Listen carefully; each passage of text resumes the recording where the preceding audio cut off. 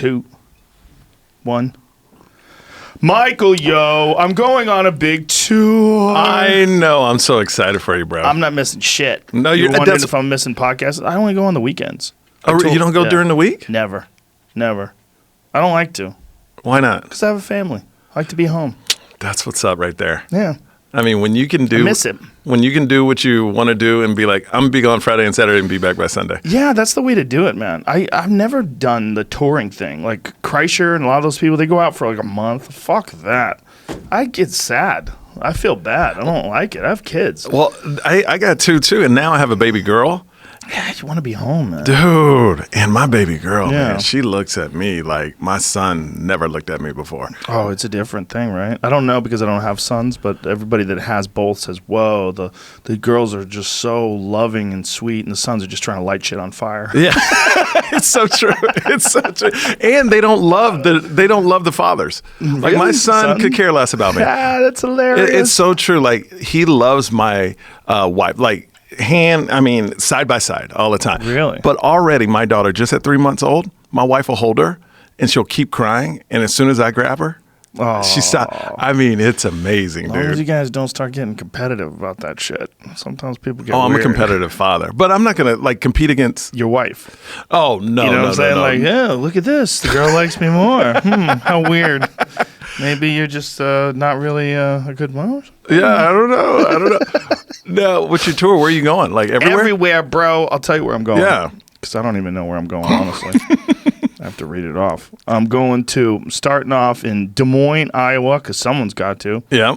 I did that because my friend John Dudley lives there. So I'm like, fuck it, I'll come visit you. I'll do a gig out there. Like, legitimately. I love that.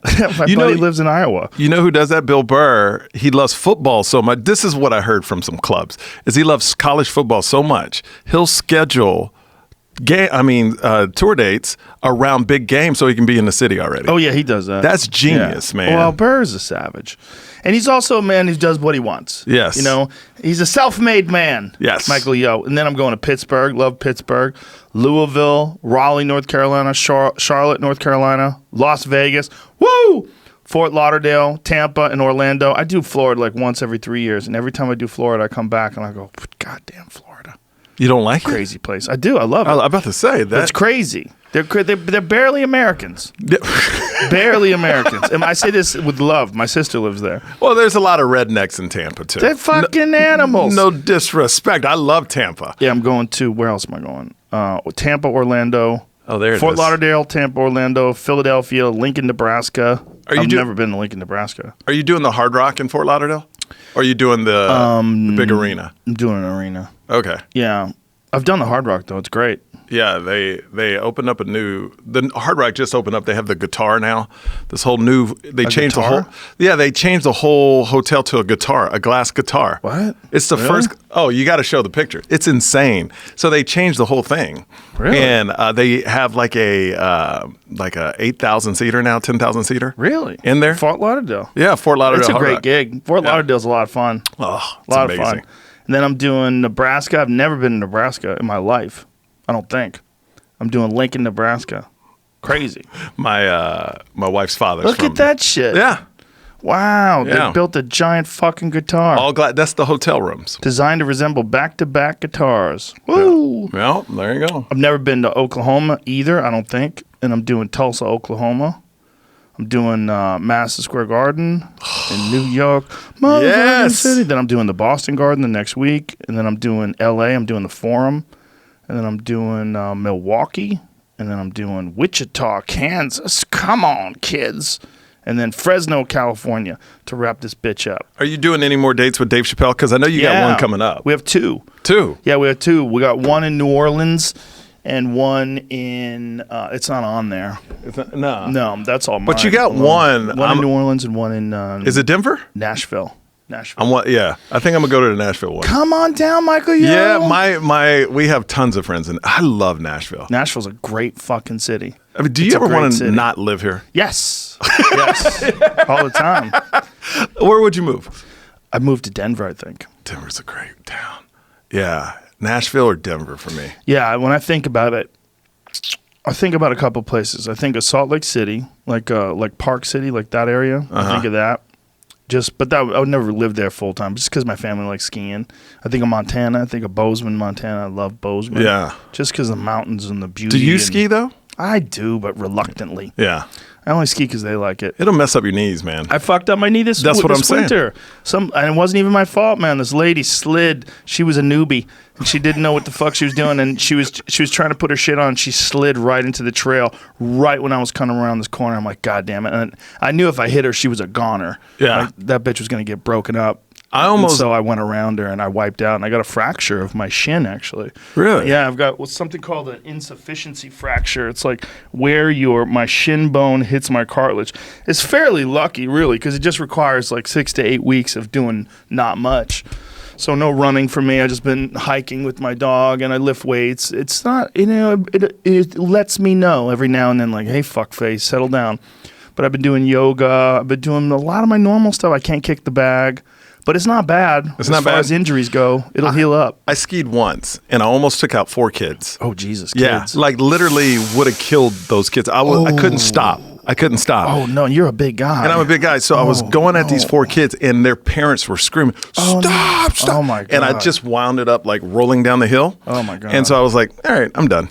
Like, I don't ever need to ski again because the key is to stay on those green ones. Stay on the easy baby.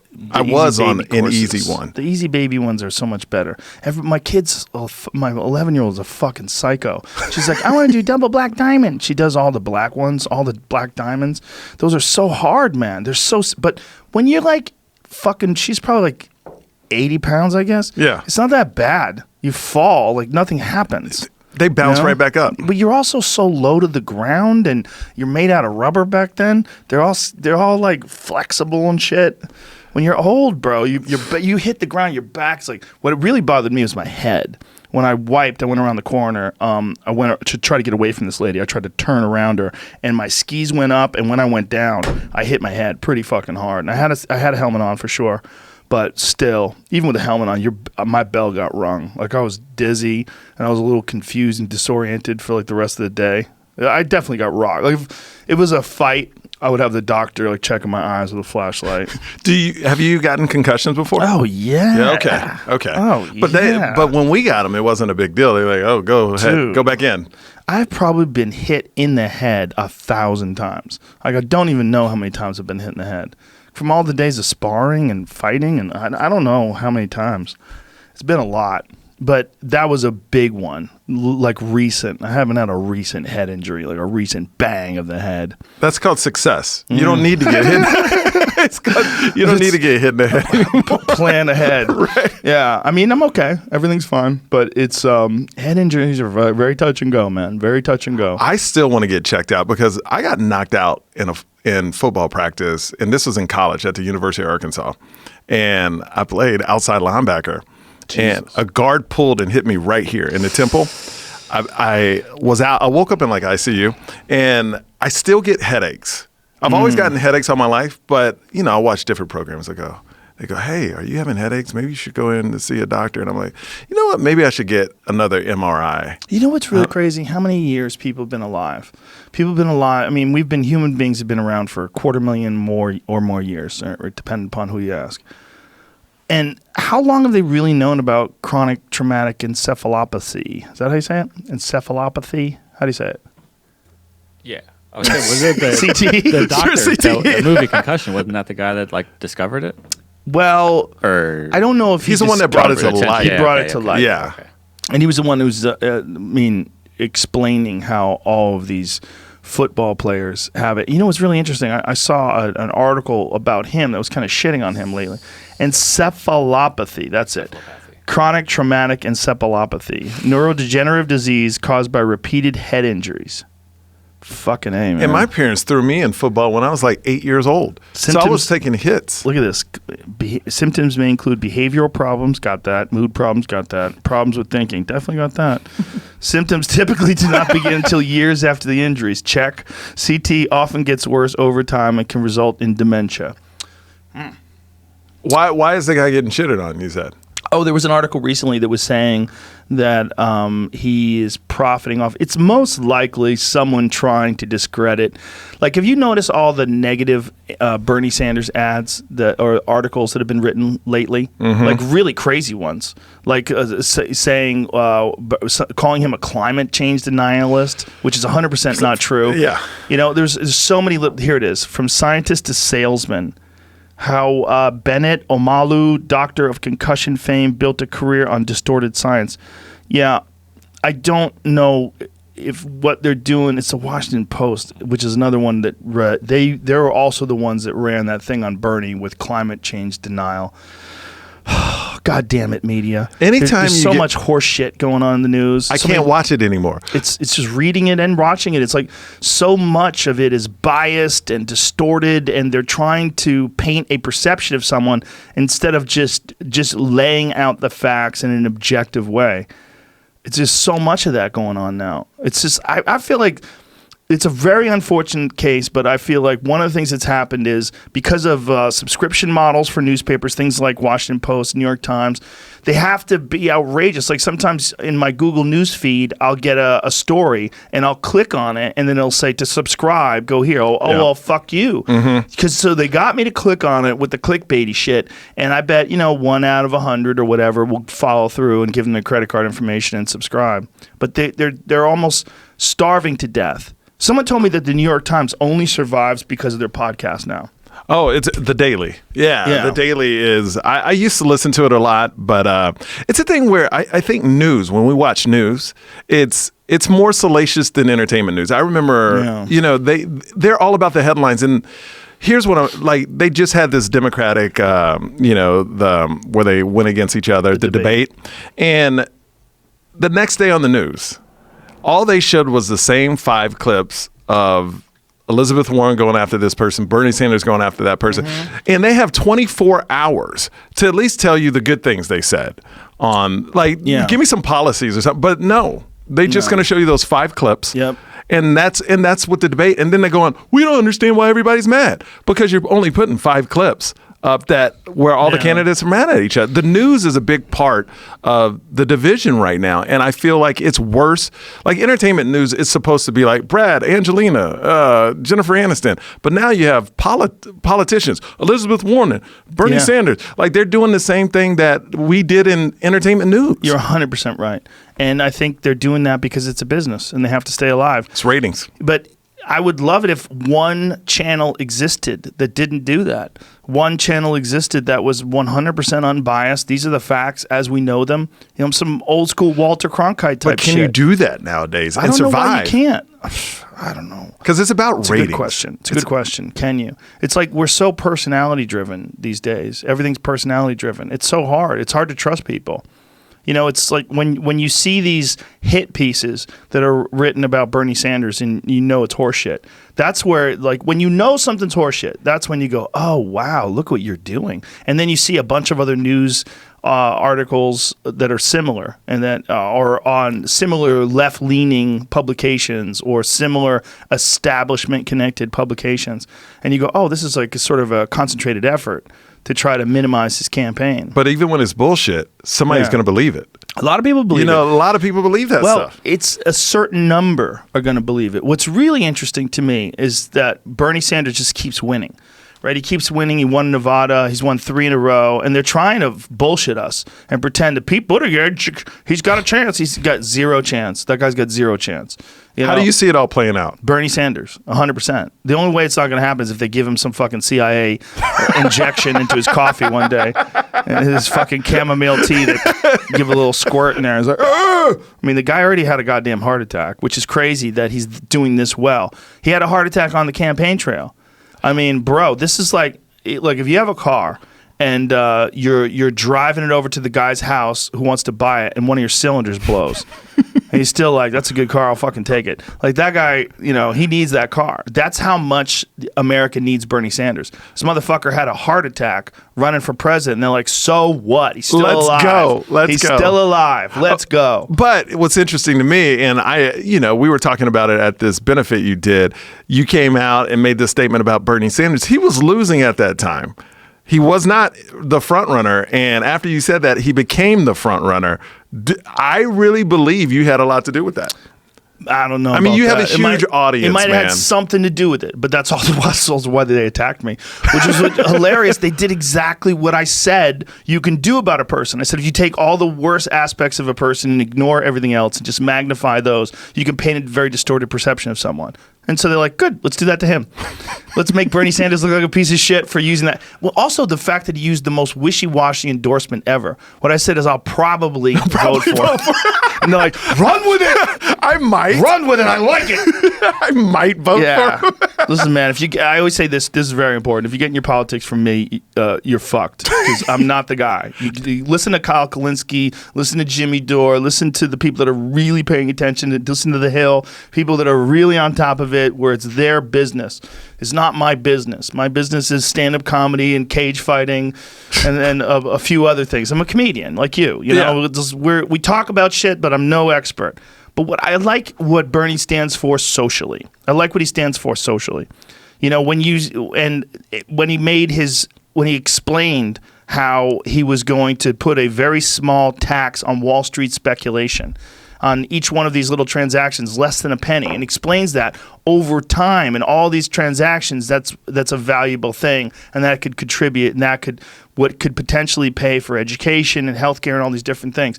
I don't know if he's right. You know, I know many people say he's wrong.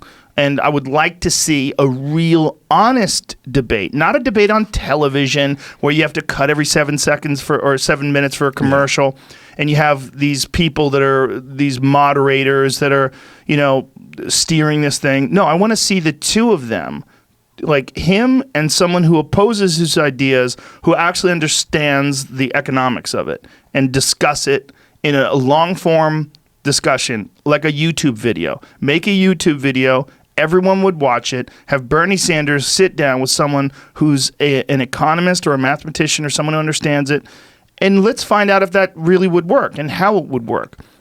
Same thing goes with education. Same thing goes with healthcare. How are you going to pay for these things? Is it feasible? Is it possible to do this? Where's the fat that we're going to cut? How much taxes are you going to raise, and who are you going to raise the taxes on? And how is it going to be done? And where's that money going to go? Now, do you believe that if you're Bernie Sanders, you have to talk about that information? Because we have a president that didn't give any information. I feel now politics is, I'm going to give as least information as I can so they can't use it against me. And it works, obviously, because you have a guy like that in the White House. So if I'm Bernie Sanders, why would I tell you how much everything's going to cost? Trump, the personality overshadowed everything else.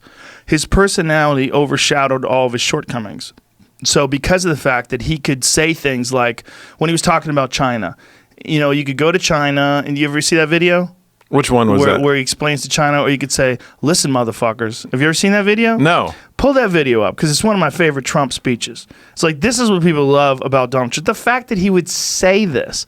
Think about who Obama was, right? Mm-hmm. Obama, this like articulate statesman who you were proud that was the representative of America. He spoke so well. He was so measured, so educated.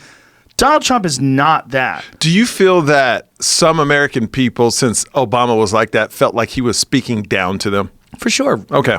Dummies. Yeah. Dummies don't like smart people. Yeah. That's always the case, you know, but I don't think he was ever speaking down to people. He's a very measured person. I don't either, but some people get upset about that. Listen, he doesn't speak his mind. He doesn't say what he wants to say. There's some people that don't like him because he's a liberal. There's some people that don't like him because he's black. There's some people that don't like him because he's young. There's some people that don't like him because he went to Harvard. Here it is. Listen to this. So listen, play this, because this is one of my favorite Trump speeches ever. He said, well, what would you do? What can you do? So easy. I drop a 25% tax on China. And you know, I said to somebody that is really the messenger. The messenger is important. I could have one man say, we're going to tax you 25%.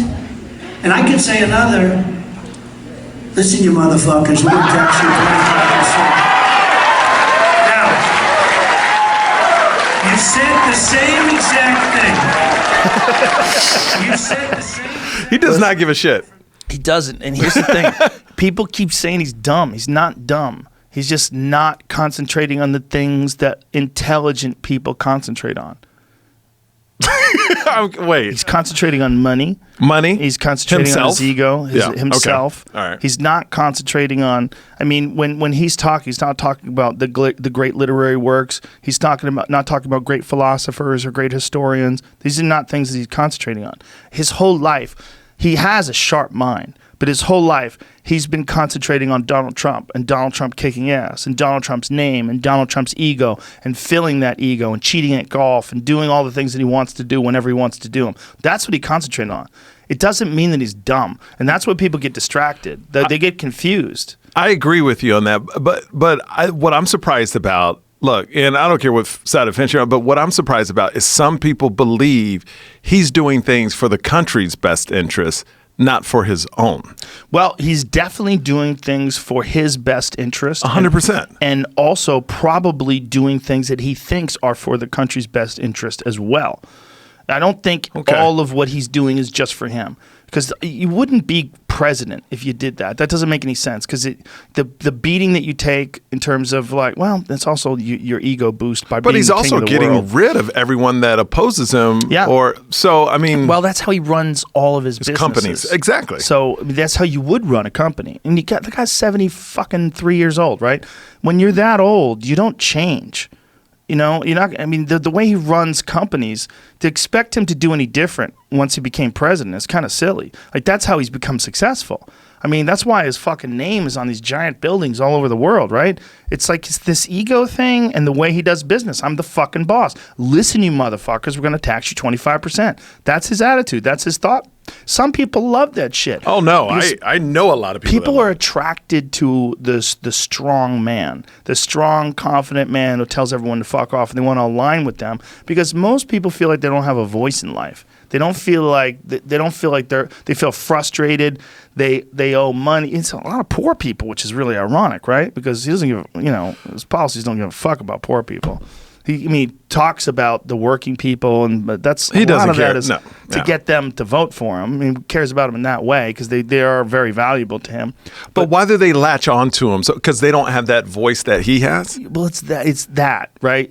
People are very tribal. They want a leader of a team. And you're seeing that with Bernie Sanders. You clearly saw that with Elizabeth Warren. So many women were clinging to Elizabeth Warren. They wanted to call Bernie Sanders a misogynist and this and that. And what they were doing is they're just Team Warren. I'm on Team Warren. They didn't want to paint an objective opinion of him like, well, he's got some good policies and he's got some questionable economic theories, and I don't know whether or not they're accurate, but this is why Elizabeth Warren stands out to me, and as a mother and as a woman, I think it would be great to have a woman in the White House, and I'm biased in that direction. People don't say that. No. They don't say that. They're tribal. They're on Team Warren. Fuck everybody else. And that's how people are. But it's just, then you're not making any progress. You're just as bad as the other side. Yeah. Like, you're blaming the other side for doing that, but yet I see, to me, Trump is so right. Like for that party, he's doing his own thing. Where now Bernie, I always feel there's an overcorrection. Me Too was an overcorrection. I think now Bernie will probably get it because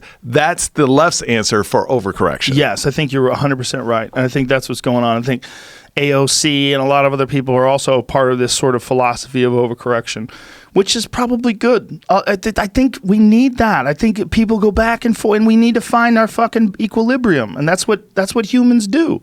Look, things are getting better, man. I'm a fucking rock solid optimist. I think even the Me Too shit, what that is I have a bit about it, and I can't really talk too much about it without giving up the bit. I heard it. It's fucking hilarious, dude. It's hilarious. But the thought process behind it is that ultimately the direction is moving towards less bad things. And I think that's the same thing with even woke culture. Like, I'm a critic of woke culture. I think a lot of it is ridiculous, and I think a lot of it is tribal. It's the same kind of shit. It's like people decide they're on team ultra progressive, and and then everybody else can go fuck off, and they want to attack those people and force those people to comply. It's like a thought war, and that's what's going on. But when you look at the tenets of woke culture, cut out all the horse shit, what are they trying to do? They're trying to have less homophobia, less racism, less sexism. They want more inclusiveness. They want more people to have opportunities. That's great. That's all great. It's just they're going about it in this militant, psychotic way and wearing ski masks, and professors are hitting people over the head with bike locks, and everybody's losing their fucking mind. They won't even let conservative people speak at universities in a debate. That stuff is wrong, but I understand what that is. That's just rabid tribalism, and that's an overcorrection, and that needs to be called out, and it needs to be stopped, because the only way to really find out who you agree with is to let both sides talk. That's the only way. And then this idea that this infantile like perception of people, including young people, that a lot of people on the left have, is that you don't even want to hear people with questionable ideas speak, because then they're going to radicalize young people, and people are going to get drawn to them. Well, that's a very egotistical perspective. It's like, I can see they're full of shit, but these young people are not going to be able to, and I'm smarter than them, and I want to stop them from being able to speak. I don't like when people get mad when you have questions about what, like, if you ask a question to a different party or a different movement and they don't like your question, they get mad at you. They get mad at you, and then they'll attack you. Like, but that's fools. But it's because it's people that don't understand all the tenets of rational discourse. You need those. Do you know what the 4 agreements are? You ever heard of Don Miguel Ruiz, the 4 agreements? It's a great book, and it's really simple. It's a small book. It's an easy read. But the 4 tenets are, first of all, be impeccable with your word, always do your best, don't take anything personal. And I think the other one is like, don't have any expectations. I think that's the other one. Here they are. Okay. Don't make assumptions. That's what it is. Okay. Don't make assumptions, always do your best, don't take anything personally, and be impeccable with your word. Now, if you just apply those, and a lot of people are like, how does this relate? The way this relates, this is a philosophy on just going through life. And all of these tenets, be impeccable with your word, don't take anything personally, don't make assumptions, always do your best. These are anti-tribal tenets. This is a way to not get sucked into this like really biased tribal perception that a lot of people get sucked into. And they get sucked into this team mentality, and they get blinders on, and they can't see things for what they are. We have a real problem with wanting to be in tribes, and it's just a part of our DNA. It's a part of our nature. It's how we survived to the 21st century. I mean, we survived by teaming up and having this loyalty to the people in our group to fight against the invaders who want to take our women and our food. It's all fight. I mean, that goes from politics to even religion. Yes. Like that's your tribe. Yeah, that's exactly what it is. And if you question a tribe, Yep. then they all come after you. I mean, it's with everything, man. It's with everything. It's with sports teams. It's with the part of the country you live in. It's with the style of eating. It's veganism versus carnivore. It's fucking everything we do. We break off into tribal groups, man. You know, it's like people are into American cars only, and, you know, people are like, I only buy electric. Guns. You know? Yes, with everything, man. Yeah. No one should have a gun. Everyone should have a gun. I mean, it's... And by the way, those people, the no one should have a gun or the everyone should have a gun, they're the same person. They don't even realize it. They just needed the right amount of influence, the right people around them, the positive reactions from those people around them. All of the debate that comes from one side versus all the debate that comes from the other side, so much of the mindsets are similar. So much of that absolute mindset, whether it's absolute left wing or absolute right wing, it's so similar. You know what I hate is I think we're at a point in the country where everybody wants to think their problem is bigger than your problem. Yeah. And so it's like, well, I'm gay. Well, I'm black and gay. Yeah. Well, I'm black, gay, and this. You know, so it's like, it's a thing where everybody, we can't acknowledge there's problems. Yes. But we have to say, my problem is bigger than your problem, so you need to listen to me. Yeah. It's like, no, let's just say everybody has problems and let's address them. Yeah. Rather than you being the big problem. And also kindness and understanding. Yes. Those two things are so giant. And whenever people just start attacking people, you realize, okay, there's no kindness there, there's no understanding there. And that's why you're doing that. If you had kindness and understanding, you temper your words, you take a deep breath, and you go, well, I assume she's just trying to do her best. Or I assume he's just trying to get by just like all of us. And that kindness and understanding goes a long fucking way. Because as soon as you dehumanize someone, as soon as you say, you know, hey, he's on the left, fuck him, he wants to take away your money and turn America into Cuba, fuck you. You know, like that, that kind of nonsense, man. I read a book called Never Split the Difference. Have you read that one? Mm-mm. It's amazing, bro. Yeah. It's about an old FBI terrorist negotiator. And he basically, the book tells you how to talk to people. Like he took that tactic they use in the FBI to bring it to real life business and everything. How to talk to people where you can get them on your side, and just certain questions you ask where instead of them helping you, it turns it from me asking you to do something to you wanting to do it. It's brilliant. Like it's a game. I use it in real life every day. How do you use it? Well, it's about the how question. Okay. You know, for instance, you're negotiating a price on something. Somebody says, I want to do the Joe Rogan podcast studio, and it comes in at $20,000. And you go, you know what? How can we make this where it's not as much? How can we lower this price? So instead of you going, hey, I need a lower price, and they go, no, it's $20,000. You go, how can we get this lower? Now, all the onus is on them to try to figure out your problem. So you're basically they're trying to figure out your problem for you instead of you figuring out the problem. No, you fucked up by telling people this, because then they're going to go, we can't. I know. And then you're stuck. It's like you're playing chess here. I know. But they just like, check. I just forgot about like how many millions watch this. Now people are going to be taking shit away from me now. They were like, oh, you did that to us? Oh, I see what you're doing. I see what you did, you motherfucker. You went with the how. You came with the how. I do it to question. my wife. And I mean, but she knows I read every time my wife is at the house and I'm just kind of chilling, I go, how can I help you? Oh, Jesus Christ. What are you doing? Why don't you just get out of the room? No. When I ask that, she always goes, oh, nothing. But when I'm doing nothing and don't ask her, there's always something to do. Oh, I get it. Yeah. You know what I mean? Right. So, yeah, it's a thing where if somebody, you're just putting the onus on them. And it's a fun, like, never split the difference. It's a game changer, man. Yeah. That's interesting. Yeah, there's all sorts of weird techniques that people have used in negotiations, interrogations. Interrogation techniques are very interesting. How they catch people lying by repeating what they said back to them and having them repeat it again. And then because he talks about that too. Oh, okay. Yeah, because he had to do that. Like when he had to know over the phone though, if they were lying. So he had, through the book, they go through all these cues you could do. And he goes, I want everybody to know this is not manipulation. This just teaches you what to look for and how to basically get along where you're not fighting with somebody on something. Because when they have your hostages, you don't want to fight with the captors. Right. You know, you have to talk to them in a civilized manner to get these people out. That is some high pressure shit, man. Imagine you're dealing with, you know, ISIS or some shit. You're trying to get hostages back.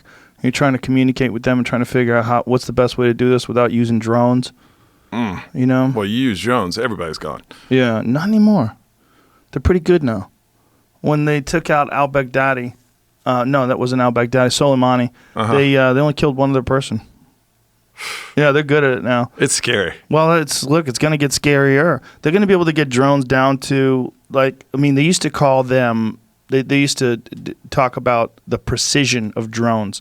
But really, like, a lot of times they're blowing up entire buildings and killing a ton of innocent people. Like, the numbers of innocent people that have overall been killed by drones is fucking staggering. Yeah. If it was a cop had done what drones had done, you would be like, that guy is a fucking psychopath, and he's just trying to kill people. Like, the decision that a cop would make, there's a bad guy in this building, so I'm going to blow up the whole fucking building. Like, you go, what? Yeah. You're going to do what? Like, there's weird decisions that you're allowed to make in two cases. One, war, and two, when it's not a human doing it per se. It's a human piloting a drone. Well, I mean, what was that movie with it was these animals, these mechanical animals killing everybody? In the movie, it was like this dog type of creature. It was a big movie. I forgot what the name of it was. Mechanical animals killing Yeah, people. yeah. It's they have all these robots now. It's a robot. I think the Black Mirror episode. Yeah. Oh, you're right. It was a Black was a Mirror TV show. It was a Black Mirror episode. It was one Yeah. episode. Yeah, I saw that But one. man, like these robots, they're jumping over things. Like the mafia can just like buy robots now to go do hits for people. You know, like I don't it's know if gonna they get. got that kind of money. I think it'd be more like the federal government using our money. That's what's fucked up about the government. Like they're using our money. They don't even have to give you like a sheet. Like say if you pay taxes and you make a good living, you probably have to pay a hefty sum of taxes. They don't send you, hey Michael, we used all this money on education. We fixed the streets with this money that you sent. So you should feel happy that you're contributing to society. No invoice. Fuck you, pay us. Yeah. And if you don't pay us, they Wesley Snipes you. They just send you to fucking jail. They Lauryn Hill you. They just send you to jail. They don't even let you pay it off. They don't say, hey, fuckface, you owe us $3 million. You have to pay this off, and this is how we're going to force you to pay it off. And Wesley's like, look, good. I'm sorry. I'm going to go back to work. I'm going to make that money. Give me a couple years to pay it off, and I'll pay it off. No. Fuck you. Go to jail. So you can't even make any money while you're in jail. So now you're more in the hole when you get out. So they put you in jail, but that doesn't take any money off. No. Oh, it does. No, you still owe all that money. Wesley Snipes had to do like more than a year in jail. Oh, yeah. Well, So did Lauryn Hill. I believe Lauryn Hill did a year in jail. I mean, these taxes, man. Fucking taxes. These That's the taxes. only thing where you owe money. They put you in a fucking box. They don't do that with anything else. If you owed money on your mortgage, you just have to pay it. Mm-hmm. If you had credit card debt, you just have to pay it. But if you have IRS debt, fuck you. Yeah, They you're going to jail. They make it's like they're thugs, man. They make an example out of you. See, and by you saying that, you better watch out. I pay my taxes. I pay my taxes. I always have, and I think Yeah. you should pay your taxes. Mm-hmm. I've never ever tried any sort of manipulation to try to pay lower taxes. I don't think about it. I'm very happy that I get to live in America. I'm very happy that we have this incredible system where you literally can be a person who's struggling and go on to become incredibly successful. We don't have a caste system in this country. It's not perfect. It's definitely not equal. There's definitely people that grow up in terrible environments and impoverished, crime-ridden, gang-ridden neighborhoods, and they're way more fucked than I ever was growing up. However, you can go from a kid like me who's on welfare when he was young and, when I was a little boy and go on to become someone who can make money in this country. You can have an influence. You can do something. I'm proud to pay my taxes. I never complain about it. I mean, it's a staggering sum of money when you really think about it, but I'm proud to pay it. I think we all should be. But I don't know what they're doing with it. Why? Well, I tell you this. My dad pays all. What? Wesley did 3 years? 3 years? 3 years. And no money. You're making no money. And bro, when you're like 52, like how old was he when he went away? It was 2010. 10? So he's probably, He was sentenced in 2008, and he went in 2010. how old is he? He's now 57. Okay, so he was like 47. So So when he- he was 47, he got out at 50. Jesus Christ. Those are important years, man. Yeah. And then Man. you're just doing push-ups and my- playing cards. and here's the thing. Hoping you don't get fucked. With the IRS, my dad pays all his taxes, but they messed up on his taxes. And They thought he was Jordan Peele. they did. Yeah, exactly. Yeah. My dad looks makes way more money than that. Have you seen his fucking movies? my dad looks exactly like Jordan Have you Peele. seen the pictures of his dad and Jordan Peele? Jamie, pull the Go pictures to my up. Instagram. Lauryn Hill did way less, though, by the way. How much time did she do? She had like 3 months. Oh. Well, I think what was going on there was Wesley was a part of some wacky group that was saying that you don't have to pay taxes because it's unconstitutional. Dude, sometimes people How'd get that locked, work out for you? the same way people get locked into thinking the earth is flat. You talk to a couple of people that are very convincing and charismatic and articulate, and you're like, really? And next thing you know, you're Yeah, that launching guy off got in the 10 sky. years. His tax protester, as he was called. Oh, so his tax process is probably still in the pokey. Maybe. So Yeah. Here's- oh yeah, Look Jordan, at that. Come on, It's son. exact- That's your dad. dude. DNA test coming. That's crazy. Right? I mean, that is absolutely perfect. Like, if there was ever a Michael Yo movie, that guy is playing your dad for sure. 100%. That's crazy. I know. Like, it's not even a little different. That's exactly the same. Exactly. He looks exactly like your dad. Amazing. The only thing that's different is the beard. Yeah. Like you take away the beard, that's the same person. That's fucking stunning. It's crazy. That's a doppelganger, bro. That's a real doppelganger.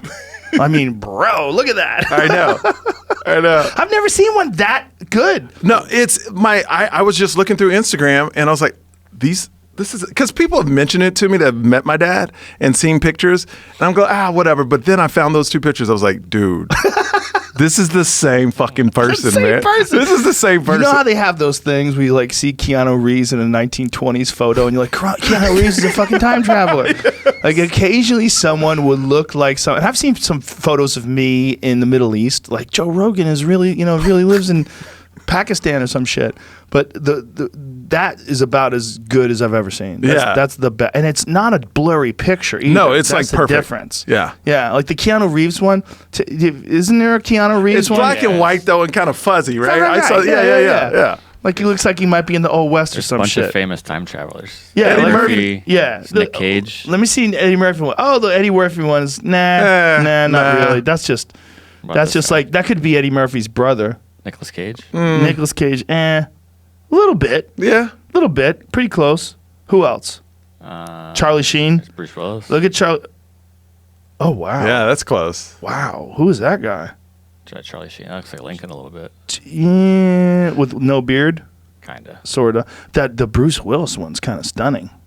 I think a lot of people draw these, like Well, make them they look definitely old. fuck You know what I with it. mean? I think Look I at don't think David these. Schwimmer. Yeah. Yeah. Oh, damn, that's pretty accurate. I don't think these are real. Really? might No, not be. only my Look at dad's is Jennifer real. Lawrence. Look at the Jennifer Lawrence one. Damn. That's pretty cool. No, it's not. No, Not really. It's black and white. Well, where's the Keanu Reeves one? That's what I want to see. Type it in specifically. Yeah. Well, there's only so many different shapes a person's face. Wow, that Justin Timberlake one's pretty accurate. There's Keanu Reeves. Goddamn time traveler. Look at him. What's crazy is how good that guy looks. 1530, there he is. Born once. 1875, I'm not buying that one. That Yeah, doesn't look no, like him. That's no. just another handsome man. Those probably throwing tons of dick around in 1875, right?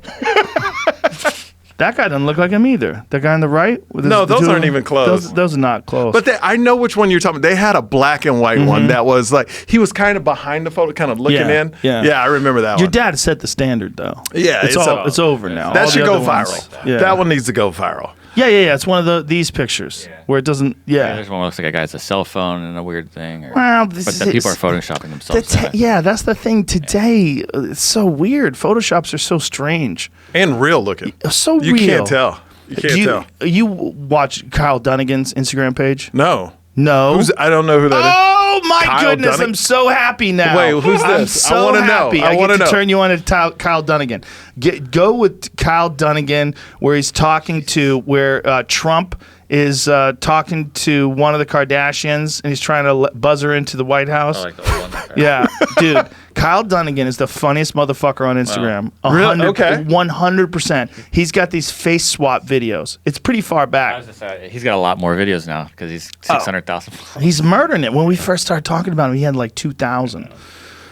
He does face swaps, and they're really obviously not that person. So it makes it even funnier, almost like South Park-ish, right? But then he has amazing impressions, and he has these fucking hilarious videos. So he voices the people? Yeah. He voices. He did. Yeah. this one? Okay. Oh. Yeah. Go large and start it from the beginning. And give me some volume. Okay, I'm at the side door. Okay, I'll push you in. The door's closed. Yeah, you gotta push it. It's locked. Yeah, wait until I buzz you. Okay, push it. Why did you open it? There was a weird buzzing noise. Yeah, that means open the door. It's locked.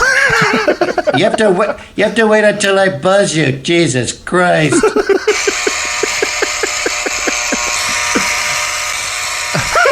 Look at her eyes. Look at her But eyes. I just got here. No, go in the door. But I can't go in the door. It's a solid. Holy shit. No offense, but this would have been a lot funnier if I was in it. Yeah, baby. So he does it. Caitlyn Jenner. See if you can go back to Caitlyn Jenner, where she was describing her new pussy to the girls. They're all getting grossed out. Kyle Dunnigan. Dunnigan. Stand-up comic. Funny guy. Very funny guy. Yeah, here it goes. Look at this. She's pregnant. Listen to this. Hey girls, congrats on all the pregnancies. Yeah. Thank you. Hey, guess what? Caitlin's preggers too. Yeah, baby. Wait, what? I bought a crack baby and put it in my cooch. Oh, how does it breathe? Babies can breathe in the womb. Yeah. That's right. Babies yeah. can breathe in the womb. That's right. Do you have a womb? Oh, shit. Man, I guess it's dead. I better go plop this thing out before I get septic shock. Yeah. Oh my God, Dad. Yeah. Your lip gloss is on fleek. It's Kylie's. Shut. Yeah, isn't it nice? That's amazing. Yeah, very nice. I love how he keeps the stubble on when he's doing Caitlyn. Like he knows the Caitlyn ones, all the ones with stubble on. He shoots all the Caitlyns in one day while he has the stubble It's on. Kyle Dunnigan 1, I think, right? Is that what it is? His Instagram handle? Yeah. Kyle Dunnigan 1. Funniest guy on Instagram. And that's just one of them. I check him every week just to make sure. I haven't missed any. He does a great Bill Maher that Bill Maher hated. Really? Fucking hated it. Did you bring it up to Bill Maher? Yes, I did. Bill Maher didn't want to hear it, didn't want to see it, got angry. And I go, oh, come on, really? I'm like, bro. He does a great Ray Liotta, too. Oh. Yeah, Bill Maher pretended he hadn't seen it. We were all talking about it. Did you feel like he had seen it? 100%. 100%. He just, for some reason, thinks that, he has a hard time with people making fun of him, which is, come on, you're a public guy. Look at this. Look how good it is. I'd like to tell you young people about the true meaning of Christmas. Would you like to hear that? Okay. So you were told that God put a miracle baby in a virgin. But the truth is, Joseph got Mary pregnant, okay? Back then, they stoned women who had premarital sex. So they came up with a lie. A lie so big that stupid morons like you... What? He voiced that? Yeah. That's dead on. Yeah. Sorry. What'd you do? I hit big and it Would you like to hear redid the whole that? thing. Good lie. They stole it from pagan religions. December 25th, virgin births. Google it, snowflakes. Did you really think that God would put his baby in a 13-year-old girl? Yes, Mary was 13. And then just leave her to fend for herself? He's God. Wouldn't he at least get her a ride? Okay. Yeah. That's dead on. He didn't like it. Dead on. But you didn't even get a chance to play it. No, he wouldn't. He's very forceful. Very aggressive. And he accused me of not watching his show. It was hilarious. I told him some episodes that I watched. That was 10 years ago. I'm like, is he one of those? Is he one of those? No, I don't need another fan. I'm like, okay, I like your show. I'm sure it's gotten more awkward with somebody else in here. Or was that? Oh, yeah. Okay. Way more. Yeah. What's he the most wasn't awkward thing awkward. Oh, geez. ever happened on the pod? I don't know. Can we move on to greener pastures? Oh, my God. Go over awkward things. It's just comedians that don't like being poked fun of. It's like, that's weird. Like, if it's good, you know? Well, you know what's funny is a lot of roasters, people that are great at roasting, do not like to be made fun of. Of course. It's so true. Yeah. That's, well, I'm not going to mention any names, but I know like 3 that if you make fun of them, they get touchy. Oh, yeah. You know that old expression about hoes? About the girls who complain about girls being hoes are the biggest hoes? Right? Everyone knows that's a fact. That's a fact. That bitch is just such a fucking slut. Like, It's like what the you girl been up to? It's like the girl when you first start the first date. She goes, "Now I'm not the girl to sleep on the first date," and then that every dude knows, "Oh, I'm about to sleep with that girl on the first date." Yeah, when they have to tell you. When they go out of their way to tell you about it. Yeah, they go out right away from the beginning, let you know. That's a weird thing that girls have to do, right? Because every girl knows that every guy wants to fuck. Like, if a guy picks you up, he wants to fuck. And every guy knows when he picks up a girl, like, she might not want to fuck. Yeah. Like, this might not ever happen. This is just dinner. Yeah, it might not ever happen. Might not ever happen. But you know what I always say, like to women, like you control it. Like you're They the goalie. definitely do. You're the goalie. Yeah. So if you Unless you're Harvey Weinstein. convicted, Going to jail, son. and that's just in New York. He still has to get tried out here. Oh, he's got a bunch of trials. That's just one. Have you seen how much he has aged in the Oh, last yeah. like 8 months? Like me and my wife were watching him on the news last night. Mm-hmm. We go, I saw him on a red carpet a couple of years before, and he was like vibrant, and just Sure. the stress and the guiltiness and everything is just beating him down. Mm-hmm. I don't think he'll even make it to jail. I mean, I He mean, might kill himself. I told my wife that because Yeah, he you're might going to kill die himself. in jail. Well, he's probably depressed so deeply. Imagine going from being the toast of the town, posing with Oprah, top of the world, go on the red carpet. Everybody loves you. Everybody thanks you when they get their Academy Award. Have you ever seen the compilation of all the stars thanking Harvey Oh, yeah. Weinstein? Uh-huh. And then many of them went on to accuse him later of being a monster. But meanwhile, they're just praising him. Well, but don't you have to play that game? Fuck. Don't you? I don't know. I guess. If I you're- mean, but I any- talked about this yesterday. Owen Smith and I were talking about this yesterday. We were on the podcast. We were talking about like how much I'm so happy I don't have to go on auditions and I don't act and I don't want to be a part of that anymore. That's one of the reasons when people think like, God, why is everybody in Hollywood so fake? It's because they're all trying to get cast in something. It's true. They're all trying to get accepted by producers and casting directors and executives. And so they're all just like hedging their bets, like playing it safe. Like a guy on a first date, just a bullshit artist. Just like a fucking slick guy with loose morals on a first date, trying real hard. Is this him getting arrested? And how long His ago was walker's that? Where's his fucking walker? Walking perfect now. How come? How long ago was that? This was yesterday when he was walking out Yeah, too. he was all Here's like, the thing. Why do they have to cuff him? Do they think that fat fuck's gonna kick anybody's ass? I like it. What's up with that? No, cuff him.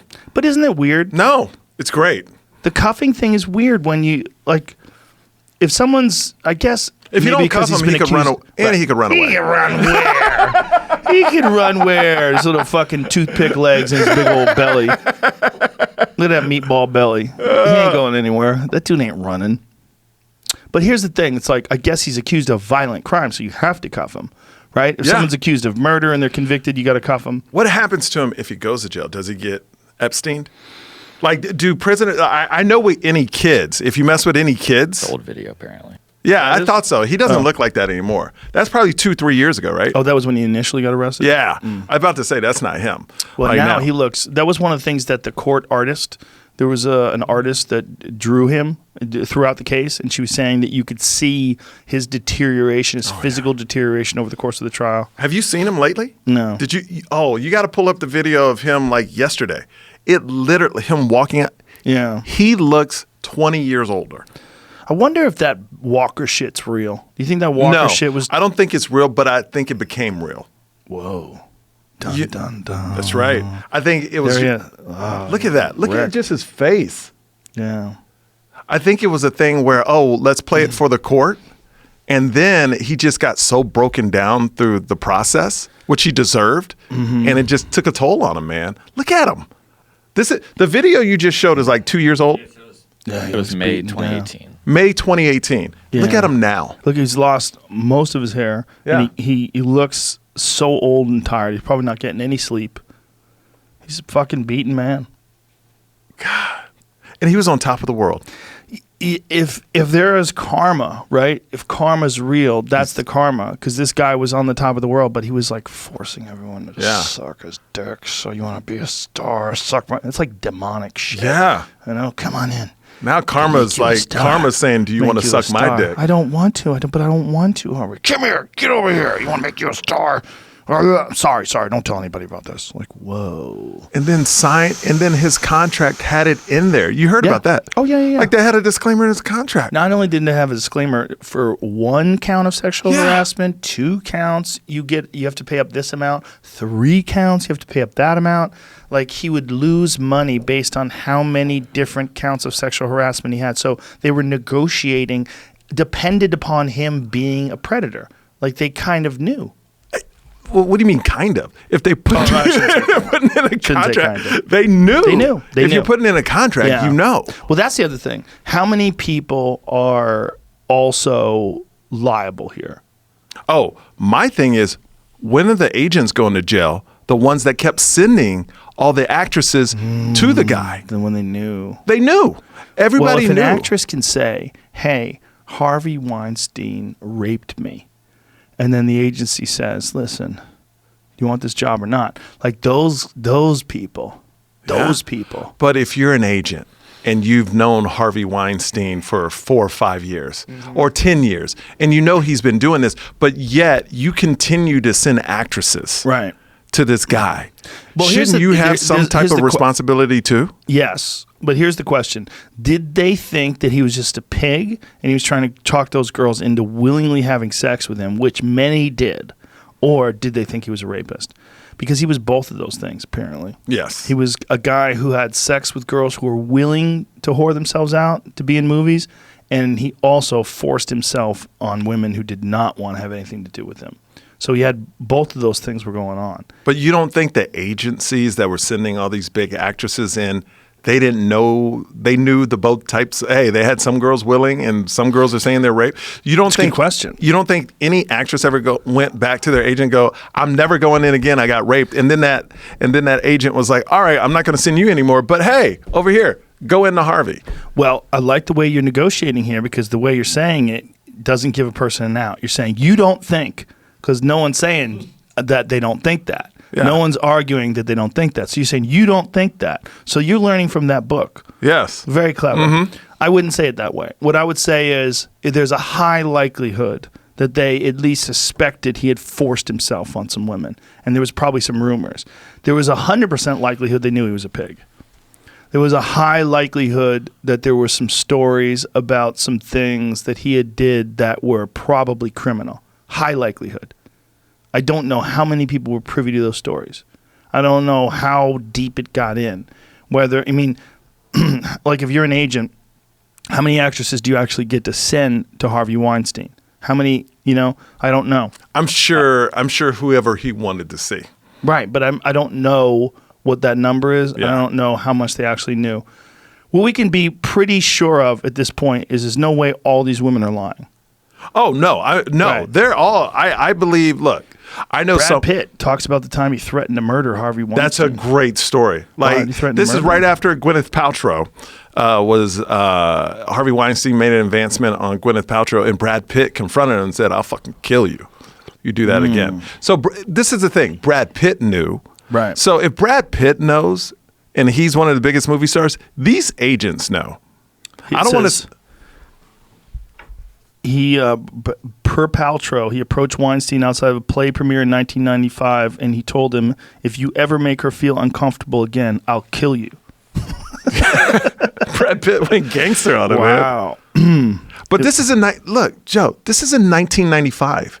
25 years ago, bro. Yeah. So you're telling me that these agents and the industry, I didn't even know the guy. But I heard these stories. Right.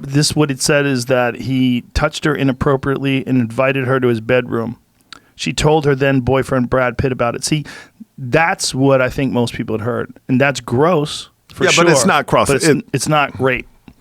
See, I think most people knew about that shit. And Brad Pitt was willing to kill him over that, which I love. Yeah. Yeah. But I just think it's a thing now where, like we talked about earlier, it was an overcorrection with Me Too that was well deserved, and now you're seeing these guys like Harvey and actually money's not going to get you out. Like money can get the Cosbys of the world. Like I think he's the tip of the monster pyramid. There's Cosby because they did this thing about him where they said he's probably the most prolific serial rapist in history, which is like, holy shit. And he was doing it on the set of The Cosby Show. Yeah. Like he would invite actresses to, I want to make a guest appearance on The Cosby Show. Yeah, take him to go to his trailer. They wake up covered in jizz with an empty teacup. What the fuck? It's like, this is not the part I wanted. Disgusting. And then they're probably like, what happened? Did that really happen? You imagine if America's Dad raped you and you're like, what?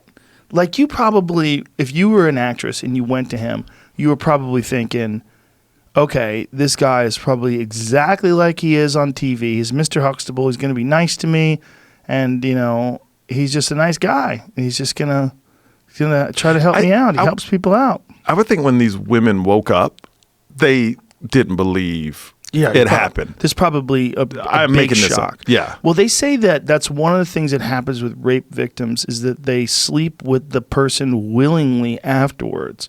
And it doesn't mean that they weren't raped, but it's almost like they are trying to erase the shame of rape by going back to that person and actually willingly having sex with them. It was one of the arguments that Harvey Weinstein apparently had used, was that these girls had willingly had sex with him after these encounters. And then, they tried to show that. But psychologists talk about that, and they say that this is a coping mechanism that some victims actually wind up using, which is just, the mind plays crazy tricks on you, right? And when you going to someone who's America's dad, like Bill Cosby, you think he's going to help you out and give you that little boost and get you going in your career, and you can't wait to be there with the Academy Award going. And I just want to thank Bill Cosby because he gave me my first break, and he's always been a beautiful mentor figure to me and a father figure. And meanwhile, empty cup of tea, and you got a headache, and your pants are off, and you're like, what the fuck? Yeah, man, I don't like the argument that people make, like when these, the actresses thank Harvey Weinstein and stuff like that. It's like, you have to. He paid for the movie. You can't be like, the argument that they're not really victims because, or the argument that it took 20 years to say something. It's that stuff happens where you just don't want to say anything. You know, look, it's a whore business. Yeah, right, and people whore themselves out in one way or the other. There's men that whored themselves out and said things that they didn't really mean because they wanted to keep working. So they praised people that they really probably despised. There's probably a lot of that going on. Yeah, you can't say just because all those people kissed his ass that he wasn't really a monster. A monster, yeah. But a lot of people use that argument. You can't. You really can't. It's not valid. It doesn't make sense. It makes sense that it's distorted, that the whole thing's distorted and gross. Even more gross maybe than just a simple, he met this woman, then he tried to rape her. It's even more gross. Like, they worked together for long periods of time, and her career success was dependent upon his acceptance of them. That's like the ultimate state of power, right? If you're the head of one of the biggest, most prominent movie studios in the world, and you bang all the actresses, and everyone knows it.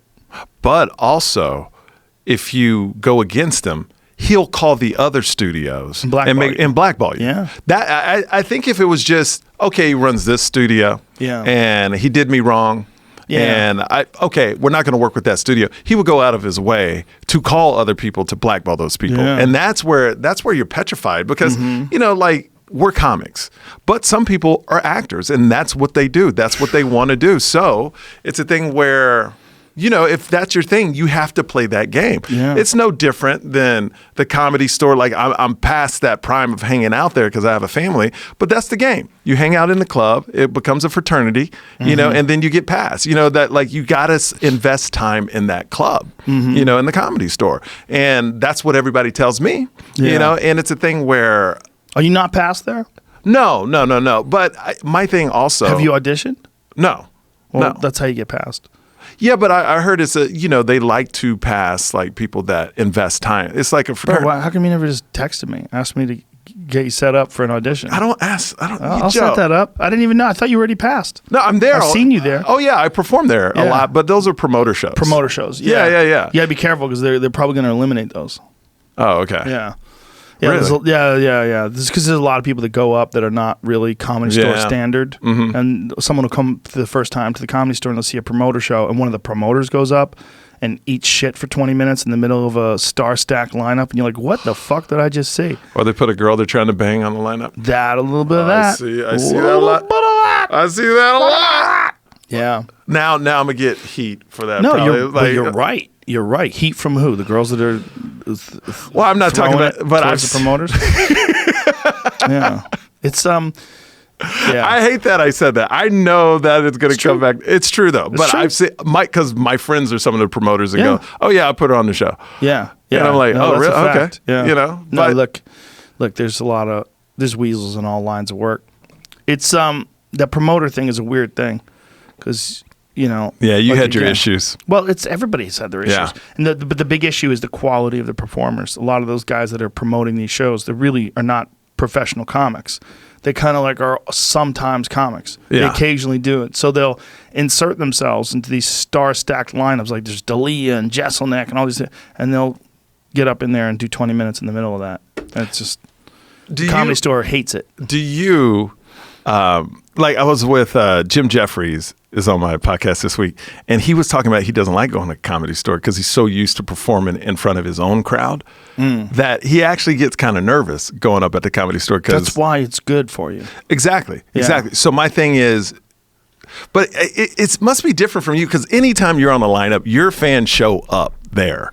So you're always playing home court now. Well, there's some home court to it, but there's also a bunch of people that are there to see D'Elia. There's a Yeah. bunch of people that are there to see Jesselneck and Whitney Cummings and Ali Wong and whoever the Yeah, fuck that's else true. is there. That's true. You get all those things. Yeah. You're winning people over for sure. Is it as easy as no one knowing who you are? No. It's or is it as hard rather as no one knowing who you are? No, it's not. It's much harder if people don't know who you are. Then you have to really win them over. But you know, I did that. Yeah. I've done that forever. Yeah. Like I know what I'm doing. Like doing stand up at this point is really about being honest about the material, reps, putting in the time, putting in the effort, putting in the focus, and then grinding. You got to grind. You got to trust the process. Do you ever get nervous before you go on, or is that For sure. Really? Yeah, I get a little antsy. Yeah. Yeah, I get a little fucking, here we go. I like that, man. I like being nervous. When I used to fight, when I wasn't nervous, is when I had my worst performances. Always. When I got too relaxed, because you got to be on edge, man. Because it's an unnatural state, right? Going on stage in front of thousands of people is an unnatural state. You should be a little on edge. It shouldn't be like waking up or going to the gym or anything normal. It should be weird. It should be weird. Every time I go on stage, it's fucking weird. You know what it's like? It's the closest, because I don't fight, but like Gladiator. Like you're a gladiator walking into an arena, except they're not cheering you on at the beginning. They want to make me laugh, you know. Yes. But with you, when they see you, they're like, but you still got to make them laugh. You gotta crush think. it. Well, also, I have all these things that I put into my head before I go on stage. Not just about the material itself, because I have over the last 3 or 4 years, I've altered my preparation for shows. And one of the big things is index cards. I take index cards and I write down all my shit before. I'll spend a whole hour just writing on index cards. And then in my hotel room before that, I will write. And it doesn't even have to be about the material that I'm doing. Sometimes it is, sometimes it's not, but I will write for over an hour. I'll make sure I do that. So I have 2 hours of solid writing the day of a show. And that's just to keep everything going. That's like, I want everything popping and it's sharp, and I want it to be, I don't want it to be, oh, let me think about my bits right before I go on stage. No. I'm thinking about that shit all day long, and then I think about people getting babysitters. I think about people dragging their wife. Their wife's like, he's not even funny. Like, I think about all that shit. I want all those people to have a good time, man. I think about people paying money. I think about people saving money. I think about people taking trips and driving in their cars and getting on planes and coming to see me. Like, I get jazzed up, man. I get fired up. I want to do a good job. I don't ever take it for granted. I think these people paid money. They invested their time in me. I don't want to let them down. No, that's great, because it's almost like by you preparing like that, you've already done the set 5 times before you even hit the stage. So you're like, where so many people just, oh, what you gonna do? Oh, I don't know. I'll figure it out when I'm up there. They're not paying all this money for you to figure it out while you're up. But here's the difference. Yeah. When I do the Comedy Store, sometimes I don't do that. And you work out. Yeah, and one of the reasons why I don't do that is because I am trying to experiment. And I'll do things backwards, where I'll do like my closing bit first, or I'll do punchlines first, then try to reinvent the beginning of it, like at the end. And I do that just to try to figure out if I'm doing a bit the right way, because you don't really know. I know the beats, I know where there's jokes, I know where it's funny, and I know the premise. But I don't know if I'm doing it the right way. I need to find out. And there's a lot of guys that they'll come up with a premise and they'll start working it and they never change it. It gets a few laughs and it could have been better, but they never allowed it to grow. They never were loose. They never opened it up. So I'll get baked as fuck. I'll drink. I'll have a couple shots of whiskey and I'll go on stage and just ramble. And sometimes that's not my best set. but sometimes You it hits destroy a it. groove, and then you catch this new part of a bit that's way better than any other version of it's been before, and then it becomes your closing bit.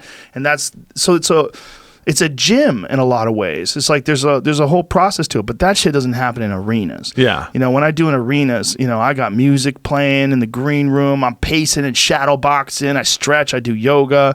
I do cardio the day of. That's another thing that I do before every show. I always do cardio. I want to blow off all the extra steam. I don't want any bullshit in my head. I want to like pump it out, sweat it out, stretch. So I've covered my mental bases, I've covered my material, I've covered my brain preparation, I've covered my gratitude, I've covered all those things. So that when I go out there, I'm still nervous. Wow, that's amazing. Like I just love what you're doing with this podcast, what you're doing with stand up. Like last time I was here, it changed my life. And I'm telling you, it changed my life in a good way because, you know, I said I didn't work out, and I never got so many shirtless pics of dudes saying, "Go, dude, you know, when you work out, you don't have to get big. You can be shredded." So they were sending me your audience was sending me workouts, and it inspired me to start working out. Really? And so I started like going to the gym, and I tried out, you know, I do a lot of research. So I tried different things. I tried the ones where you run around, jump up and down. It wasn't my thing. Run up and jump and down. What You kind know, of is that? those boot camps and all that stuff. I don't want to call it. Okay. And At 45, that kind of shit. Yeah, that's not me. I'm a college football player. I'm a high school football player. I need weights and organization. Okay. So I did research, but nobody just does weights. And I found a place called Lift Society. It's changed my life. Literally every day you do glutes. I mean, you do legs one day, you do chest one day, or upper body one day, and it just rotates. And you change workouts every week. It goes from 12 to 10 to 8. It's just like college football. It's just, and the thing is, you control. You have your own rack. So they only let like 9 people in the class, and it's one trainer. So it's almost like a personal training, because you're all doing the same thing and nobody's in your space. And it's all weights. It's none of this jumping around, grabbing a rope and throwing balls. I just need weights. You know what I mean? But do you do any cardio? No. Don't you want to do a little cardio? Do I, Joe? I don't know. Man, I've lost I weigh a But little more. it's not for weight loss. It's for heart health. Well, but when you're doing squats, bro, your heart's gone.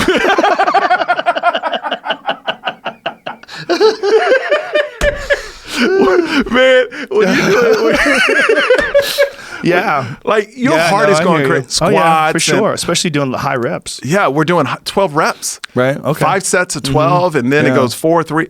Man, I don't know. I weigh a little more, but I'm a lot more shredded. and That's strong. beautiful. Yeah, I love Do you lifting feel weights. better? 100% better. Ah, see, there you go. Like I actually, That's what's up. I don't have muscle legs, but my legs are strong now. You know what I mean? believe it. Like you used to be able to touch. Like the first time I came here, you could touch my leg, and it would touch my bone. Like literally, you could push Squishy? squishy. Yeah. Now it's tight. Like Well, you have muscle memory, which is interesting, isn't it? Yeah. Like, but your body goes, oh, yeah, we're playing football again. yeah. Yeah. Well, that's why I don't go super heavy, because I will That's why explode. it's so hard for people that have never done jack shit. That's the hardest for people who've never done jack shit to get in shape, because their body's like, what in the fuck are we doing? Whereas with you, your body's like, oh, we're getting big again. All Yeah. right, we know how to do. We're gonna get strong again. We know how to lift weights. We did this. Yeah, unless Yeah. but I'm not into the jumping around classes. It's the body's so interesting, man. It's what it great. can do, what it can. Like I went years, especially when I was doing jiu-jitsu. I went years without hitting the bag or doing any kicks. And then one time, someone asked me to explain something, and like how do you do that thing? Like I've heard about a spinning back kick. I'm like, I'll show you how to do it. And I went over to the bag, and I'm like, part of me was like, do I really know how to do this? Like I haven't done this in years. Is this like a false memory? Like, is this real? Do I really know it? And then I start doing it, and then my body's like, oh, we're doing this shit again. Okay, Yeah. I know how to do this. It just clicks. But it's weird because it doesn't seem real. Like, it's like when I'm about to do it, I'm like, am I just fucking fall on my ass right here? Do I really know what I'm doing? Like, when you don't do something for a long time, your body has to, like, kind of go, oh, yeah. Oh, I remember this. You have to do it a couple times. Yeah, you have a memory. Yeah. Like, I have a memory of it. But that memory seems fake. I have a lot of memories in my life that seem really fake. Really? Oh yeah, man. Oh yeah. Well, life is weird, right? And my life is very weird. My life is weird. Everyone's life is weird. Life is weird. We're these weird monkeys that are clinging to a rock that's hurling through space. There's no roof above us. Sky is infinite. It's weird. Yeah. We're gonna live a certain amount of time, and then we're gonna die, and we don't even know what the fuck happens then. But do you, okay, so that's Right, there's that, and then there's famous weird, which is really weird, and then there's famous weird that's I've lived so many different lives, like so I have like these lives in my past where I'm like, boy, is that real? Did I do that stuff? Like, wait. Now I'm getting lost. You have so martial many arts stuff. Oh, martial art. Okay, gotcha. Fighting, but even stand up, man. Like there's moments before I go on stage where it's like, do I really do this? Yeah. Like it's a weird freak out when you're about to get introduced in a fucking sold out arena, and you're in the back and you're like, is this real? Do I really do this? Like I feel like I have a false memory of me doing this. Like I know I did all that stuff. I know I did all that preparation, but then you got to kind of trust it. And then, they go, ladies and gentlemen, Joe Rogan. You go out there and like, like, what's up? And then it all falls into place. Yeah. And like, you have to trust the process. But you got to do it a lot to trust it. That's why stand-up it's so critical to do the reps. You got to do mad reps. And I've fucked that up in the past before, man. I've done that in the past where I was only working like 1 or 2 shows on the weekend, and that's it. That's all I was doing for like a few years. Couple years, and my performances suffered. They did. They weren't as good. You have to do a lot of reps, man. Well, that's what I love about stand up. It's stage time. It's the great equalizer. Yep. You know what I mean? Like I know comics that say I've been doing it 15 years, but their stage time maybe 5 or 6 years. Right. Because that's the thing. Russell Peters said it doesn't matter how many years you do it. It matters the stage time. Yes. Because stage time makes the years. That's not true. This is why it's not true. Okay. Because you need reflection time too. So the time in between that stage time is critical as well. It's not just the time you go on stage, it's the time you think about that as well. You can't just get 10 years worth of stand-up in 3 years. You can't do it. You won't ever be able to do it. Yeah. Because you're not going to grow enough as a human. And also your values and your perception will be distorted because you'll be too stand-up centric. One of the things about stand-up that I've found, you have to have other life experiences. And I think my other life experiences enhance my stand-up. Yeah, I think he was more talking about the people that have done scrubs. it for. Yeah, no, I don't want to say that. Scrubs. Everybody's equal. No, they're not. They're not equal. There's people that that do it just for girls. Like I know lots of comedians that just do. I've been doing comedy for 15 years, but really you're just doing it for the girls. You know, we don't have to mention any names, but I know a lot of those dudes. Yeah, that's what I'm saying. Those guys suffer. They suffer because they know they could have really pursued it as a real art form. They could have appreciated the unbelievably fortunate position that you are in, where you have an opportunity to be a professional stand-up comedian. And I think a lot of those guys, they probably never had real jobs. Yeah. Like if you had like a real job working on a construction site or doing something hard, driving limos and, working in a fucking shitty office, sitting in a cubicle every day, suffering. Yeah. And then internalizing that suffering and realizing, I don't want to fucking do this. God, I wish I could be a comedian. God, I wish I could be a professional.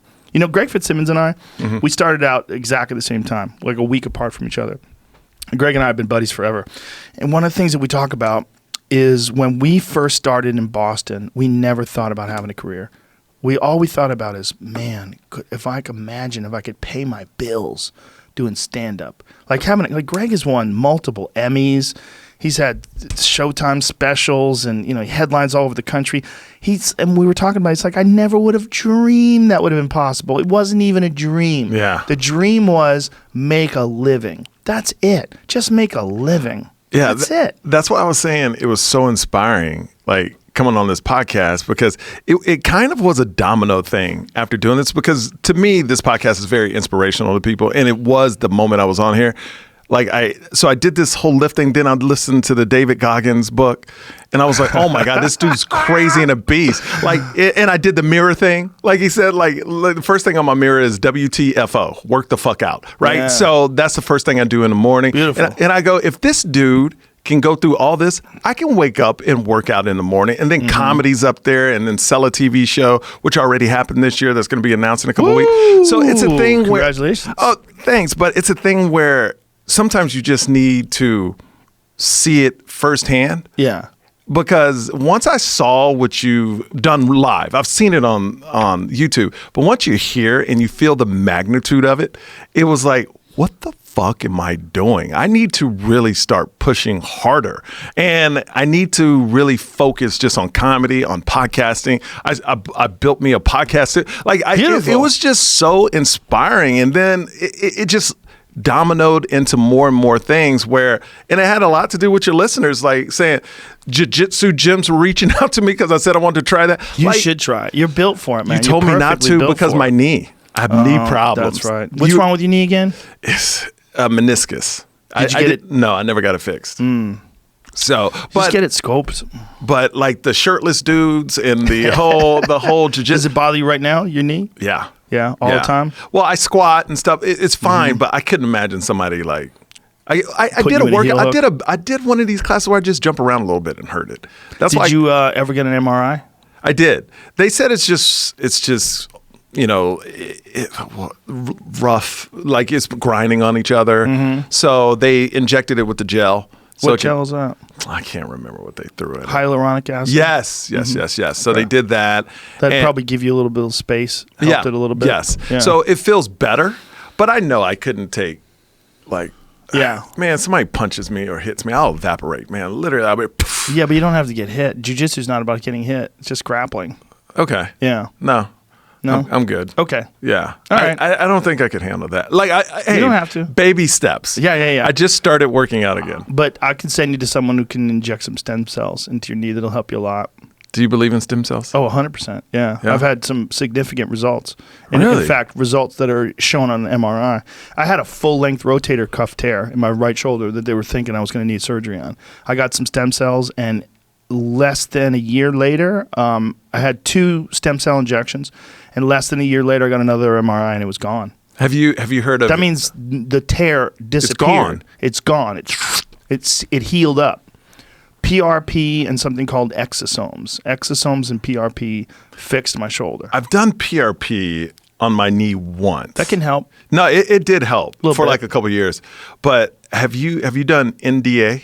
IV? Yes. No, not IV. No, I've done The pills? I've done the pills, and we've talked about having an IV lady come down here. Why I say lady? NAD, not NDA.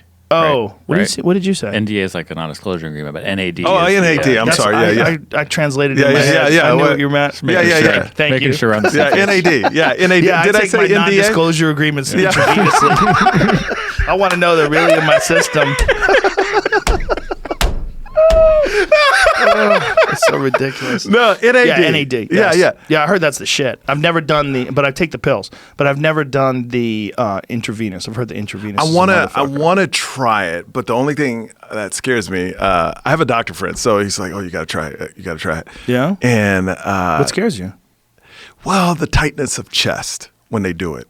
Oh, He that's said- it's supposed goes- to be your gut. Apparently, Yeah. It's like a 10-minute version. The 10-minute push version really is painful. No. Well, he says it takes like 3-4 hours. Yeah, the 3-4 hour one is easy. Apparently, the 10-minute one is the one where you're like, Jesus. Come on, bro. We'll do it together. I'll hold your hand. Oh, hell no.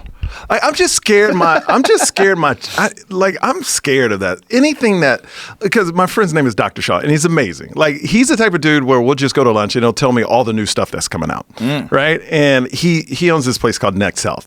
It's awesome, but we'll go to lunch right next door, and he'll just break down everything. And he's like, dude, NAD, it restores cells. You know, it makes you. It won't necessarily keep your life. You won't live longer, but your cells get younger and they work better. Your heart will pump blood better. Everything will be better. But you have to do it 5 days in a row.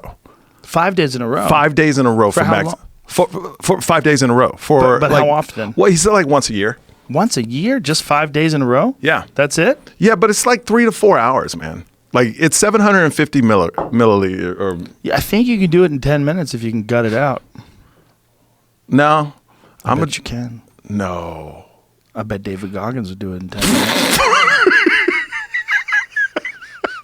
Well, here's what I didn't understand about David Goggins. The dude stretched for 2 hours. Yep, every night. But Every night. every night. I want to know this routine. Like how could you stretch for 2 hours? He just does it. He doesn't have a job. First of all, he made. I don't want to say. I'm his sure numbers. a lot. Yeah. I don't want to say his numbers, but he made an ungodly amount of money on his book, and he doesn't even own a car. He goes, I'm a black Jew. I don't spend no money on no car. So he runs everywhere like his video. Well, his wife has a car, and he doesn't buy a car. He's not spending any of that money. Like he's the real deal. Like he's not posing. That's that guy all day long, 24 hours a day, and he's honest about every step in the way. He goes, sometimes I get up and I just look at my sneakers. I look at my sneakers for like a half hour. I don't do shit. I just sit there, feel sorry for myself. Like I don't really want to run. But then it's that, fuck you, bitch. You're going to run. Run, motherfucker. And he goes, and then once I run, then I feel it. He goes, and then when I run, I get mad at myself for not wanting to run earlier. So I run more. Like he's honest about like his vulnerabilities and his weakness. He's honest about who he is. But it's also, there's no question he's going to get everything done. Like he's a complex individual. And I think because of the fact that he's so honest about all that stuff, it makes him even more intriguing. Like he's honest, like all the pictures of him when he was drinking milkshakes and he was 300 pounds. And he loves showing those to people. He's like, that was me. He goes, that was me. I was a fat fuck. I was lazy. He's like, the first time I went running, I ran like a quarter of a mile and I was gassed out. I sit on the side of the road. Like, but do you believe, like in that book, he thinks everybody has that in them? Do you think everybody, not to that degree, man? Because that book was insane. Well, I think it depends. I mean, everybody has that in them if you choose to act the way he acts. But a lot of that book is insane, and you learn, because I read the book as well. You learn from that book, and the audio book I would actually recommend over the so book good. because in between chapters he talks about all the different things that happen and actually elaborates in a more extensive way. It makes you go, holy shit! Like his life was hell. His father was a monster. And he did not have a happy childhood by any stretch of the imagination. It was horrible. It was filled with torture and racism and strife and struggle, and he felt sorry for himself, and it was terrible. But all those demons, now he has those motherfuckers locked up, pushing the wheel. Mm-hmm. You know that iron wheel that Conan was on? Dum, dum, dum. They're in his head now, pushing his wheel. He's got those motherfuckers working for him now. They work for him. Like he's in control. And so that fuel is not everybody. Everybody doesn't have those demons. Like the person that's gone through the kind of life that David Goggins has had is the type of person that has those demons. And all of those long distance motherfuckers, they all have demons. All of them. Yeah. My friend Cam Haynes, he's got a ton of demons. He'll tell you, he's like, you would not want to have had my childhood. It was not a happy childhood. And those people that like, you would think that having a happy childhood is good. And that's what I'm trying to provide for my family. And I know that's what you're trying to provide for your 100%. family. But, and to be there and to be loving and to be playful and be supportive and all the good things that I wish I had when I was a kid. I want to provide that to my kids. But part of the reason why I'm who I am is because my childhood sucked. Mm-hmm. That's what it was. It didn't suck as bad as David Goggins. It didn't suck as bad as people that had been raped, and didn't suck as bad as people who were continually molested and beaten and all those things. I didn't, I want to compare with someone who was a real victim. It's just mine wasn't good. Yeah. But it wasn't happy. And that drove me. I needed to prove my value. I don't know my dad. I needed to prove my self-worth. I needed to prove that I was worth something. I didn't feel like I was as good as other kids. I felt insecure always growing up. And it wasn't until I started being good at something that I realized you could get positive reactions from people from being good at something. And then I became obsessed with being good at things. Mm-hmm. And so that became my life. It became, I know what to do now. I know how to grind. So do you think when people have a great upbringing, for them to be successful, it's harder? It's harder. Because you have everything. Show me a man who's the son of a great man. Show me a great man who's the son of a great man. It's very rare. Mm-hmm. It's very rare. Most men who are the sons of great men struggle in the shadow of their father. Most of them. And I think because the kid doesn't have to struggle. The kid doesn't have to struggle, and you're comparing yourself to someone who is exceptional, and you're always in their shadow. It's the only time it's different is in sports. Occasionally, those fathers mentor those kids, and those kids derive a bunch of self-esteem and a bunch of positive feedback from that parent if the parent does it correctly. Like Elio Gracie, who's the founder of Brazilian Jiu-Jitsu, one of the founders, along with Carlos Gracie. One of the things that he did with his children, and Elio was a great man, and his children are fucking assassins. I mean, he developed literally an army of the greatest martial artists the world's ever known. One of the things he did when they would compete, he would give them prizes if they lost.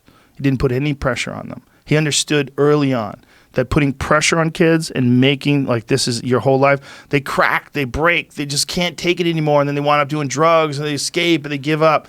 He made it playful. He made it fun for them. And then when things were terrible and they lost and they felt awful, he would give them a toy. He would buy them things. And he was like, you did your best. It's okay. Like, no pressure like that. And I don't know if that would work on everybody, but goddamn, it work on his kids. Yeah. His Hoist Gracie, Hickson Gracie, Hoyler Gracie, Helson, like some of the greatest martial artists the world's ever known. All out of one man, all one man's children. And because this guy had this philosophy on not putting pressure on them and keep being loving. So it can be done, but most people are not going to do it that way. Because to him, probably when he was coming up, he was punished for losing. Probably. I don't know. I mean, it's hard to tell. Yeah. I don't know. I don't know what his life was like with his father. I've never read into it. But I think that it's really hard to come from a happy, loving life and be exceptional. And be charismatic. Like guys like Joey Diaz, right? Where's the Joey Diaz come from? You can't make a Joey Diaz in a lab. Right, he's a fucking animal. He's a savage. Yeah. And the shit that he says on stage and how funny he is, bro, you got to have a hard life. Joey Diaz found his mother dead on the floor while he was on acid when he was 13 years old, okay? And his dad was already gone by that point. And he was adopted by his friend's parents. Like, Joey Diaz has had a hard fucking life. I would never wish that on anybody, especially my children. But that is what made him the animal that he is today. You read David Goggins' book. That struggle made him who he is. Mike Tyson, terrible childhood, became this ferocious combat sports athlete. Probably one of the greatest heavyweight champions of all time. A legend, right? Why? Out of pain, out of suffering, out of understanding that you don't want to ever go back to that place again. You have to find some way out. So I think that's why some parents, they call them the helicopter parent or the dad that's always at football practice that's yelling at their son. I think they know that too. So sometimes parents try to make it more difficult on their kids. I think those people are usually living vicariously through their children, and they usually were bitch athletes. Yeah, and they want their kids to be good. Yeah. Are you competitive? Are you a competitive dad? What do you mean? In what way? I don't. When I don't my kids know. do sports, I make a real concerted effort to be happy for everybody, to clap for everybody, the other team, to say that was really good. Wow, she's like when my daughters play sports. They've played basketball and soccer and a bunch of other shit. I always go out of my way to say that girl on the other team is really good. Like, wow, look how good she is at passing. Like, no judgment. Like, fuck that team. We're number one. That's nonsense. Yeah, I mean, some of those parents do that shit, and that gets me upset. I'm like, that little girl knows how to hustle. Look at her go. Like, I make an effort to praise everybody. See, I would be like that, but right now my son is 2, and I get mad when other 2-year-olds are bigger than him. Like, I'm that dude right now. Like, why? I'm like, why is this? Like, you love him. I love him, but it's hard. But I want him to be the biggest, the best. And why the biggest? I don't. You're a big guy. He's going to be a big kid. Some kids grow later. I hope so. How big is your wife? She's 5'9". So you're gonna have a big kid. I hope so. But right now, Don't worry about it. Feed him. Give him elk meat. I'll give you some. But the doctor was like, well, he's on the smaller side. And that really messed me up. And so now every time, and I hate that I'm this guy. Every time I'm always like, hey, how's your kid? 2. I know, but I'm that dude. Oh, no. But I won't be that after I know. Like, he's very athletic. He hits a golf ball like a beast already. At 2? Oh, Joe. Yo, you got another Tiger Woods coming? Pull up. Do me a favor. You have to see this, Joe. Really? Pull up my Instagram. Go down about 6 rows. It's sad that I know exactly where it is, but And it's a photo of him or video of him? It's a video of him hitting a golf ball out of the yard, like over a fence. Really? And this was 6 months ago. So he was just turned 2. Wow. And I don't force it on him. I want to put that, put him through golf. He watches it on TV because I like watching golf sometimes. So he watches it. It's him. You see it? Yeah. I mean, it's amazing. We take him to, sometimes he has to ask to play. So if he asks me, he'll go, I want to go to range. So I'll take him to the driving range. Professional golfers sit there and watch him. Really? Coaches will hold it. Here it okay. is. No. Go back a couple more. It's right. Where is it? That one? No. This one? Yes, that one right Okay, there. here we go. Watch this. Wow! Over the fence. And watch him hold it. Oh! Dude, that's incredible. Yeah. That's incredible for a 2-year-old. Yeah. He got some fucking airtime there. Look at Yeah. that thing go. Yeah, over That's the fence. crazy. So And the ball looks so big because he's little. So little, yeah. Wow. Look at that. That's nuts. Over the fence. Dude, and we didn't even teach him. See, that's incredible. You didn't teach him how to do that? No, he watched it on TV, and I don't know how to play So golf. he's I've never played golf. You don't know how to play golf? I've never played golf. That's crazy. Yeah. You watch golf and you don't play golf? When Tiger Woods, you remember when he won this was about the time like 6, 7, 8 months ago when he won he came back and made a big win. Mm-hmm. And I was like, oh, let's watch it. So my son started like golf. So we grabbed a golf club. My father-in-law plays golf, but he comes over sometimes. But my son just took to it, picked up a golf club. We bought him some stuff and he just started hitting balls. That's crazy. It's bananas. But that's really crazy. Because if he can do that with twisting the torso and he knows how to rotate his feet, like that's one of the things that kids get stuck when you teach them martial arts. They don't rotate their feet, right? Because the way to get torque is you have to pivot on the ball of your feet. He's doing that instinctively. Already got it. That's amazing. So he's mirroring. So I was saying these coaches are like, how old is he? I'm like 2. They're like, okay, let me know when he's 5 because they can't coach a kid till they're 5. I guess that's some kind of golf rule or something. Dude, he's going to be a wizard by the time he's 5. Take him to miniature golf and work on his putting skills, and then by the time he's 5, dude, I'm gonna be retired in about 17 years. He goes pro, dude. I'm talking about gravy training. There's That's me. so much money in golf. Like that's something you should really. I have a friend and his daughter is playing golf, and he got her into golf specifically because he said that's a great way to get a scholarship for girls. If you could go back and play one sport, what would it be? Me, it's golf, 100%. Pool. I wish pool had a professional league.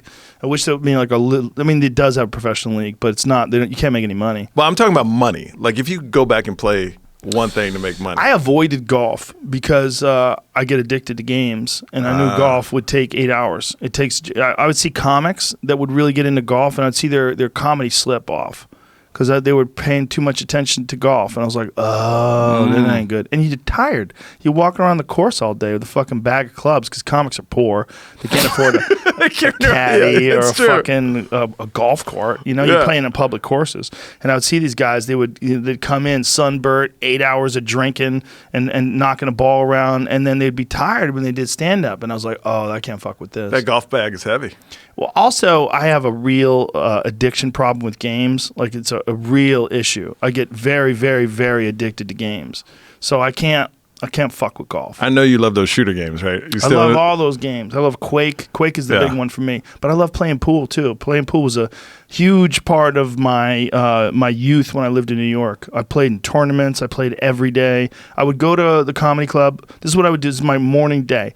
I would get up around noon usually. I'd go to the gym, work out, go to the pool hall, hang out, play a little bit, go to do my comedy show, come home from my comedy show, go straight to the pool hall. I would bring my pool cue with me to the shows. I'd leave it in my trunk, and then on my way back from the comedy club, I would go straight to the pool hall. I'd play all night. So were you good? Yeah, I was good. Oh, okay. Yeah, I could play. Like, I'm a B player. I'm like what you would call a B player. Like, I've won tournaments before. When I was playing not like a big tournament, but I played in some professional tournaments. I never did well, but I beat some people that were pretty decent players. I never beat a real, like, legit pro, but I could have played professional if I really put the time and effort into it. Like, I can run out. Like, I can break and run out a game of 9 ball. Got you. I think the most I've broken and run out is, I think I broke out 4 racks in a row, and I think I ran 70 balls playing straight pool. It's not top of the food chain, but it's legit. I can play a little bit, which you would call a shortstop. That's what you would call a shortstop player. But this is when I was in my early 20s. If I dedicated myself to it, I had the desire and I had the interest to try to play professionally. And the difference between someone who's an amateur and a professional is really just about time and focus and desire. Mm-hmm. But there's no money in it. Yeah. If there was money in professional pool, like golf money, I would have went pro. 100%. Like, I love it. My thing is, I wanted to be a professional football player until I got all these concussions. Now I look at my son and everybody goes, "Are you going to let your son play football?" And I'm like, "No. Don't. I can't." No. I would let my son fight for sure. I would never let him play football. No. Those are car wrecks happening every time you hit each other in the head. Exactly. That's exactly the way to look at it. It's a car wreck. Because, like, even when you get knocked out, like, it's not nearly, even occasionally it is, but most of the time it's not. It's not nearly the kind of force that a football player gets hit all the time. And you get hit like that in practice, you get hit like that in high school, you get hit like that in college, you get hit like that in all these games, and it all adds up, man. It all adds up. And a lot of these guys, by the time they're young, like they said Aaron Hernandez, when he died, when they checked his brain, he had one of the worst cases of CTE they had ever seen. I think they said it was like almost like his brain lived like 50 or 60. It was aged so much in a short amount of time. Did you watch that documentary? I haven't watched that documentary. It's insane. But also, when we go over the stuff that's in CTE, mood and all the other impulsive, bad behavior, all those issues, like that was that guy's life. Yeah. That was what he did. And how much of that shit came from playing football? All of it. A giant percentage of it. Well, even football, when you get successful, it brings on the wrong kind of friends. Even if it wasn't his head, money and fame brings different kind of people in your life too. For sure. And then also you're being rewarded for being ultra violent. Like your success comes from being ultra violent. You know, that's a thing that happens with fighters. Like, you develop skills to hurt people. Right? And then as you get better at hurting people, you get more accolades, you get more success, and then you delve further and deeper into this world of being this ultra-violent assassin. And then, that becomes your identity. Your identity is you're the guy who smashes people. Mm-hmm. And it's a hard train to get off too. Once you're on that and that's your life, and then all of a sudden you're 36, 37. And then you can't do it anymore. Yeah, you can't do it anymore, or you're not doing it well, and you're becoming the nail and not the hammer, and you're like, fuck, what am I doing with my life? And then with each fight that you have, when you're slipping a little bit, you say, I'm just going to fight till I'm 40. The real damage is those ages 36, 37, 38, 39, 40 fights. That's where the real damage is coming in, because those are the ones you're getting KO'd. Those are the ones you're getting rocked all the time. You lost a step. You've taken a lot of damage. Maybe your knees are gone. Maybe your back's fucked up. And it's hard, man. People have a tough time quitting. Oh, man. I see football players. I used to know a lot of football players that would interview them and different things like that. It's crazy that all your life you're glorified as this one thing, and then once it's gone, it's hard. Like, I remember when I couldn't play college football anymore, it's like, what do I do now? It's some type of depression where you're like, for sure. Yeah. This is what I trained all my life for, and now it's gone. Now what do I do? Well, one of the reasons why I do so many different things is because I don't like banking on any one thing. 100%. I don't think it's wise. It's not good for me either. I like being interested in different stuff. You know, that's also like why I have all these hobbies.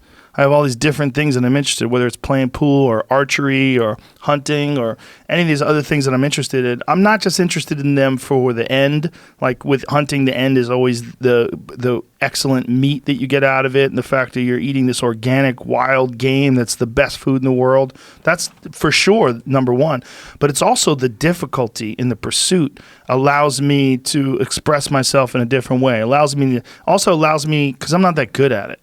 I mean, I'm better at it than a regular person, but in terms of like, I have friends that are like world-class archers and bow hunters, like my friends John Dudley and Cameron Haynes. Those two guys are two of the very best bow hunters in the world, and they're my mentors. They help me out a lot.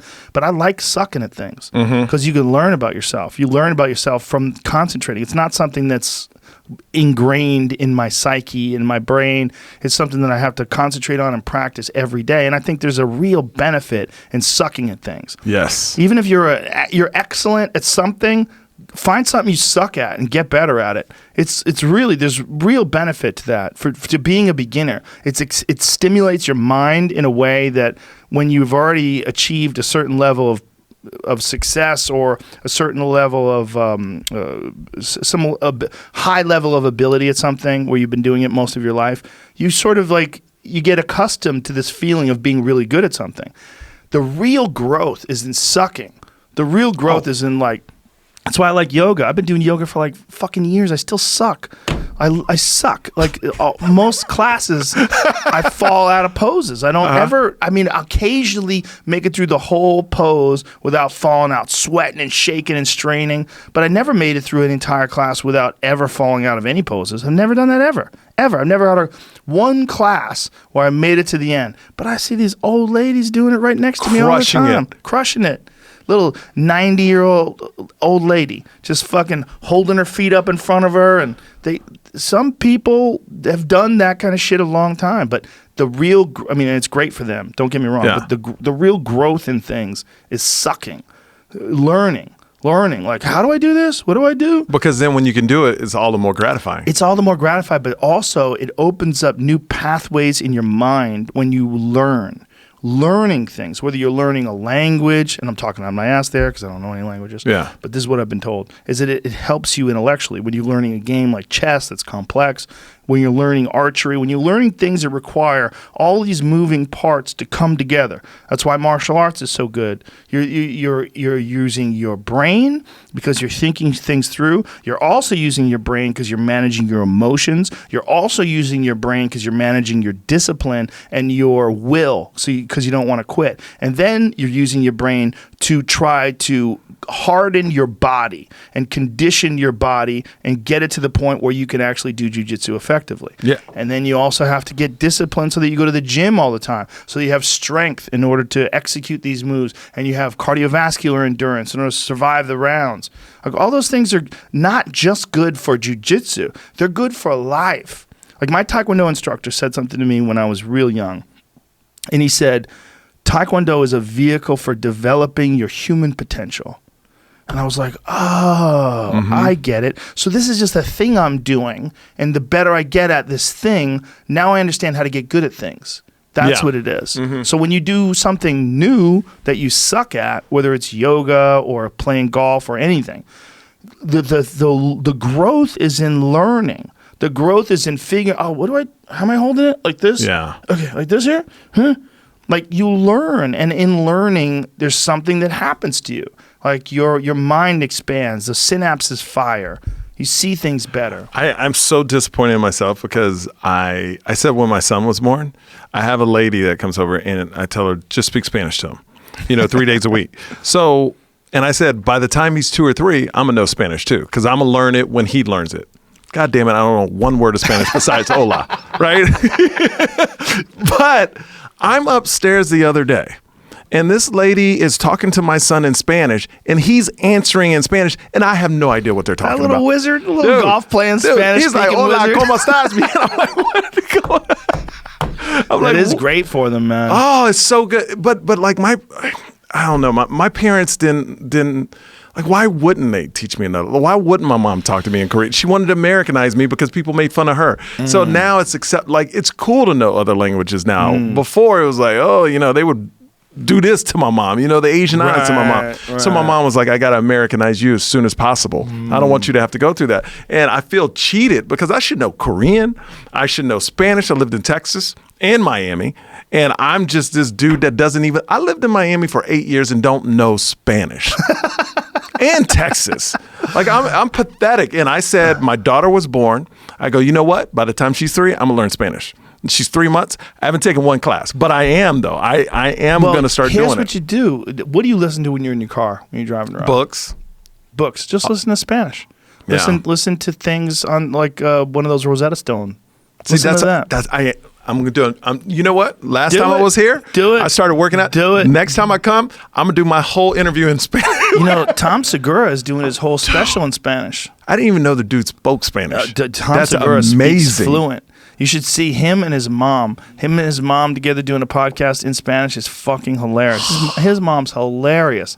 His mom farts so loud, and he caught her like she was farting like in the house, and they were laughing at it, and so then he filmed her when she didn't know, and she's sitting in front of the kitchen, and she rips this fucking tremendous fart. Yeah, listen to them. Play some of it because it's hilarious. Tú, por la gracia de Dios, hablas inglés ya normal. No tan normal. Normal. Pero en esa época te casaste con alguien que no hablaba tu idioma. Y tú, See, he looks like a bro. tú puedes Yeah, hablar he does. You know He what's does. interesting? No. People talk ¿Cómo? shit No tiene around him sentido. in Spanish, ¿Y por qué? and then he'll Porque hay un like Dios. let it go for a little while, and then he'll just Mi mamá. respond in perfect Spanish, and they're like, "Oh, fuck." shit. Yeah. Dude, yeah, he just signed a 2-deal Netflix. One in Yes. English. That's amazing. One in English and one in Spanish. Dude, I could have done one in English and one in Korean. Oh, Mom, you're screwing me out of money over here. Is there anyone who's doing other bilingual specials? Is there anyone I who's don't think- doing two different? I mean, I'm sure there is, but I mean, Joey Diaz does Spanglish shows. So he'll do like half of it in English and half of it in Spanish, and he'll let the people know. Like he's doing some shows in Miami, and he writes down they're in Spanglish. So he's letting people know a lot of what he's going to be doing is like Cuban flavored stand up. well, in Miami, all the radio stations, they are Spanglish. Most of them. Yeah, they go, hola, ¿cómo estás? All right, coming up, we're going to, and then they go, like, that's all I know. That's sad. interesting. That's all I know is hola, ¿cómo estás? You can learn. I will. Okay. I will. Don't get aggressive. No. Last time I was here, I started lifting weights and everything. So now, next time I come, I'm speaking Spanish, Korean. Beautiful. You got a podcast studio now. You're rolling. I'm telling you, it's inspiring. Dude, you are inspiring. Oh, thank you. I'm Yeah, man. very happy to hear that. But I love think, it. but what I love about they are all about like the positivity. I know a lot of times they can leave some comments and stuff like that, but the people that reached out to me, and I don't read comments, but the people that directly DM me, it was all like, dude, this Beautiful. is sending me workouts. And I was like, this is great, man. This That is makes what it's me about. very, very happy. This is what it's about. That is what it's about. That makes me very happy. Yeah. Yeah, man, I think you put it out. If you put that out there, that's what comes back, I think when you have a negative message, you're going to get a lot of negativity your way. Yeah. People that are real negative all the time, their fans are all negative. I mean, it just goes hand in hand, doesn't it? Yeah, it does. It does. Like my friend, I have a friend. He hasn't broke or anything, but he's a comic. But when he goes up, he goes, I don't know why I always get heckled. Like literally every time I go up, I get heckled. And I go, well, you're always yelling at the crowd. You like he's mad. He goes up yelling at the crowd. If they don't laugh at the beginning, well, fuck you guys. I'm like, he's got a you're little bit yelling of a at problem. them. Yeah, of course they're not laughing, right? Well, I don't think it's them. You It's gotta you, bitch. Well, here's think about people that are inspiring. Like think about Goggins, right? Yeah. Like Goggins' message has changed so many people's lives. And he's changing their lives, a lot of it just by explaining what he does. So he puts that energy out there. People attract that energy, and then they respond likewise. They respond in turn. That's what happens in this world. When, and then there's always people that are hating on him. Fuck you, pussy. You this, you that. You didn't do this, you didn't do that. Like, you ain't shit. I'll fuck you up if I find you. Like, there's people. Like, who was that? Like, why? Like, why do you want to fight them? You know, like, Because people are crazy. People also, one of the reasons why they hate people is they don't like measuring up to someone and coming up short. When you see a guy like David Goggins and you realize, like, I don't have that kind of will. Like, I just don't have that kind of will. Like, this guy's getting up every day and running marathons. He's broke the world record for the amount of chin-ups you can do in 24 hours. But he's not asking you to do that. Like this morning, the perfect example. Yeah. 4:30, I woke up, and I always have coffee at 5, and I was You like, always wake up at 4:30? 4:30. Why? Yeah. After I read that book, Really? Oh yeah, I wake up at 4:30 now every morning, and at 5 I drink a coffee and I work out at 6. At 5:15, I was like, you know what? Maybe I'm not gonna. And then WTFO on my mirror is like, work the fuck out. And I was like, I'm gonna go because of that book. I'm still like drinking that Kool-Aid, man. Wow, Like, that's good Kool-Aid, though. so it's changed my life, man. Like when I say I did this podcast, it changed my life. 4:30 every morning, and I go and I fall asleep around 9 every single day. That's my schedule. That's beautiful. Yeah. That's a good schedule. And since the last time I've been here, I was like, look, I hosted a lot, but now I'm just going to invest in stand up. And I know you're out of acting, but I want to support. My goal by the end of this year is be able to 100% fully support my family just on stand up. You know, just touring. And it's going to happen. Do that. You it's can going 100% do that. Yeah, it will. The acting thing is fine if you love acting. Like I was watching this show last night that I'm addicted to, The Outsider, this HBO show. I've heard of it. I haven't seen it. Woo, it's good. When there's this one guy who plays the lead detective, he's such a good actor. He's so good. He's so good that it makes you want to act. It makes you like, go, God damn, that would be acting with someone like that where it's a real craft. Like there's a fucking dance that he's doing with those people he's acting with. I really enjoy watching that, and I'm like, maybe I could do something like that. Maybe I would be interested in doing something like that because like there's not like the prejudice that I have about actors is because of the worst ones that I've worked with or the worst ones that I've met or the worst ones that I've known that are just really annoying and self-obsessed, and they're doing nonsense. They're like terrible comedians, but they don't have punchlines. You know, terrible comedians are all about themselves, and they dominate every conversation talking about themselves and what they're doing, what they want to do, and how they're not getting booked anywhere. And it's because these people don't like them because they're fucking jealous because of this and that. You know, Yeah, dude. you know those people, right? Yeah. You know those and people. I just, all right, bye. You got to just keep moving with those Keep it- people. They'll stick to you like glue. They're like leeches. They just start sucking blood out of you. Well, because they're always blaming other people for their downfall. Yes. It's like, well, Yes. you know, I'm not getting because this person got it, or I don't understand why this person is doing it because Yes. I was here way before them. And I was like, well, that's a problem. Yeah. You had an opportunity. Yeah, that's know- a problem. You fuck something up, and you don't want to listen. You don't want to listen. And some of them are good at taking advice, but most of them are bad. Most of them, when you tell them this is what you're doing wrong, they just go, yeah, that's not right. Yeah. Most people don't want to hear their own issues, you know, and because they haven't been saying it to themselves. Like, there's not a fucking person on this planet that'll criticize me harder than I criticize myself. I'm the same way. I'll get up in the middle of the night to take a piss, and I'll be like, "You fucking loser! Like, get your shit together." Like, I know I've done a lot of crazy shit. I know my life has been pretty extraordinary in terms of like the amount of success that I've had. I'm still never happy with anything I've done. Anything. Well, you Never always can get satisfied. better. Always. That's why. Always. And the people that like I don't understand, and I hope nobody takes this the wrong way, but I don't understand how you could be in something. I don't care if it's comedy or working wherever and you haven't shown progress. Yeah. How do you stay in it? How do you stay in it? How do you stay? And what are you doing wrong? You're just floating by. Yeah. How are you not getting better? Yeah. They're not. Yeah, but there's a lot of people like that, man. You know, there's people like that in everything, and like I remember that in pool, there was people that never developed the proper technique, and I would watch them play, and I mean years and years and years. Like when I started, I sucked in the beginning, and then there was people that also sucked with me. Now years later, I became a good player, and those people stayed the same. Yeah. They still fucking sucked. They didn't put in the work. Yeah, so when I would want to play with them, they didn't want to play. I'm like, why don't you want to play? They're like, you're too good. I'm like, what do you mean I'm too good, bitch? I started out after you. Like, how come you're not any better? Like, what's going on here? Well, what's going on is they didn't really concentrate on evaluating what they're doing and looking at it from like a technical perspective, looking at it like your mechanics. Are your mechanics off? Like the way your son hit that golf ball, he is already on this crazy path where he understands physical mechanics. Mm-hmm. Some people never get it. Some people, there's guys, you'll go to, I'm sure, I don't follow golf, but I'm sure if you went to a public golf course, there's guys right now that are 50 years old that can't hit a ball that good. Not like They've probably been playing their whole life. Yeah. They don't do it right. Yeah. Some people just don't learn. But I also, though, I think I'm a fail fast person. Like, if I'm not good at something, I don't stay in it. Like, that's me. I fail fast. Oh, yeah, I fail fast. But how's that possible? Because you learned and got way better at stand-up. Well, yeah, but I did okay my first couple times. I was going to give myself 3 times. I said, if I go up 3 times, I did. That was what I said. Because I'm from that mentality, fail fast. You know, because I don't invest time in something I don't think that's going to move forward for me. You know what I mean? So first time I did stand-up was the Miami Improv.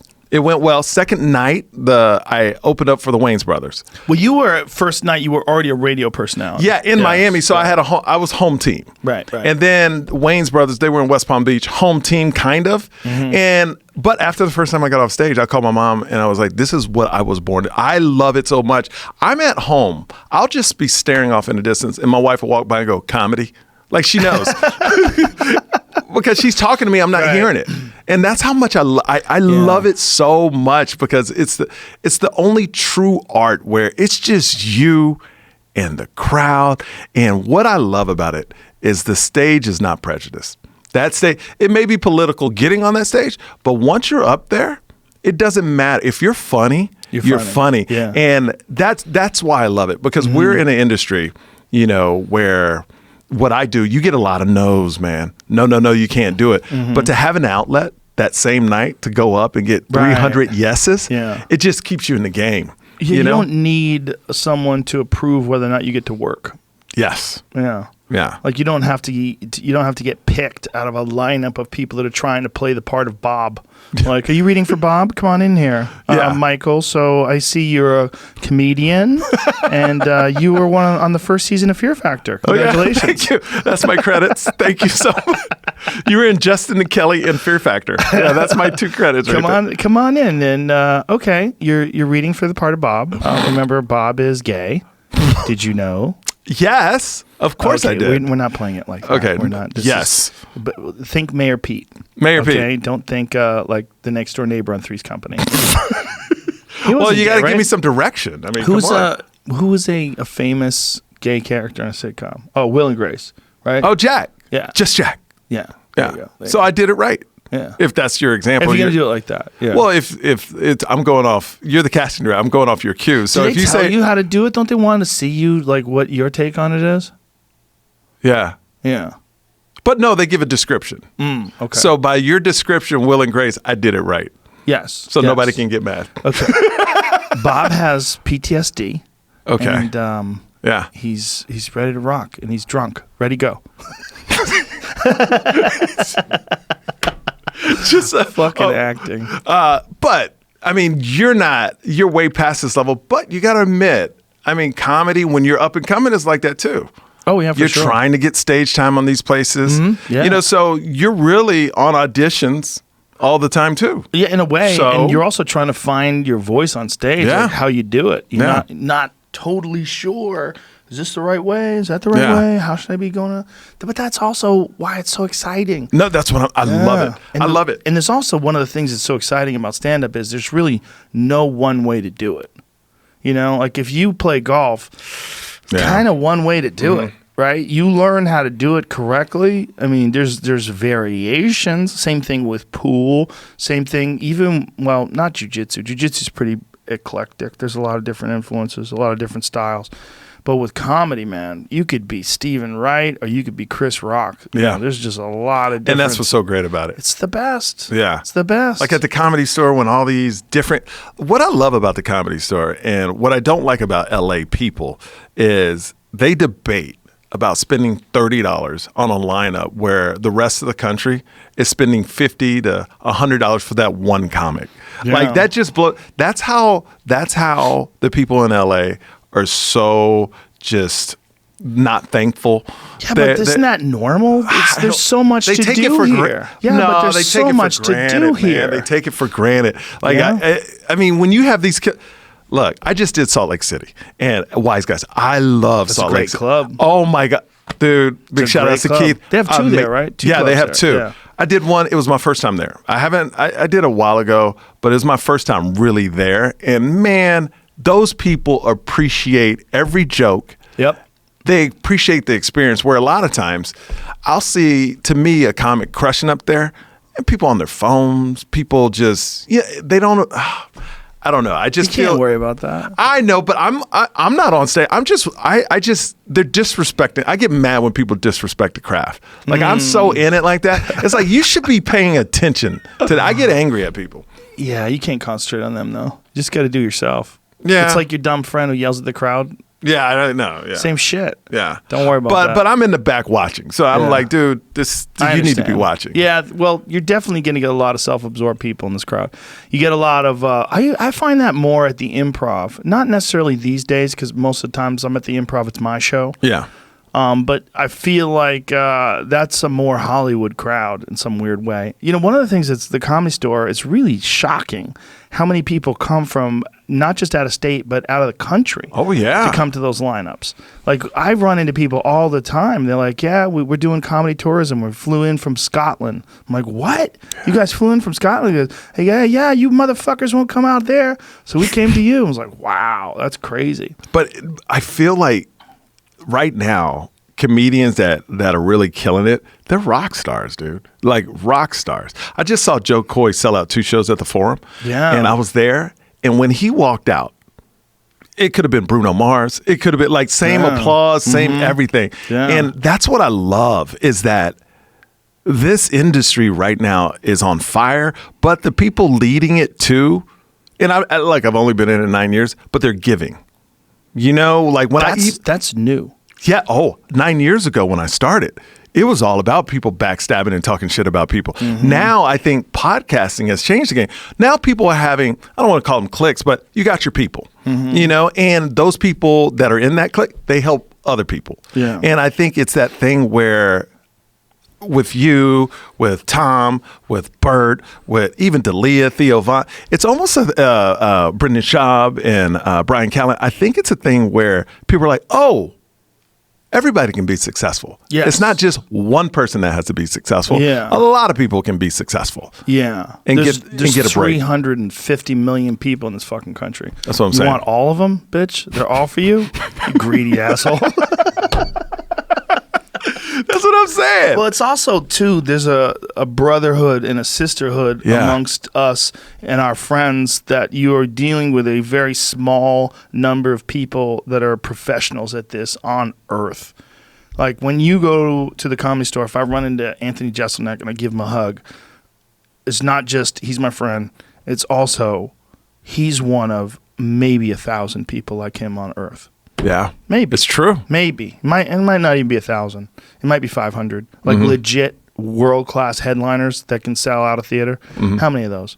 No, I would say less than 1,000. Yeah, I mean, but it's not even just sell out a theater. I mean, there's a lot of people that can't, like my friend Owen Smith, who I think is one of the best stand-up comics on earth. He's so good. He's so good. I tell everybody, I'm like, that guy, he just spent too much time writing on sitcoms and on movies, and people just didn't know. But when you go see him, you know, he's working with me tomorrow night at the Improv for the second show. He's a murderer, man. He's like as good as any comic alive.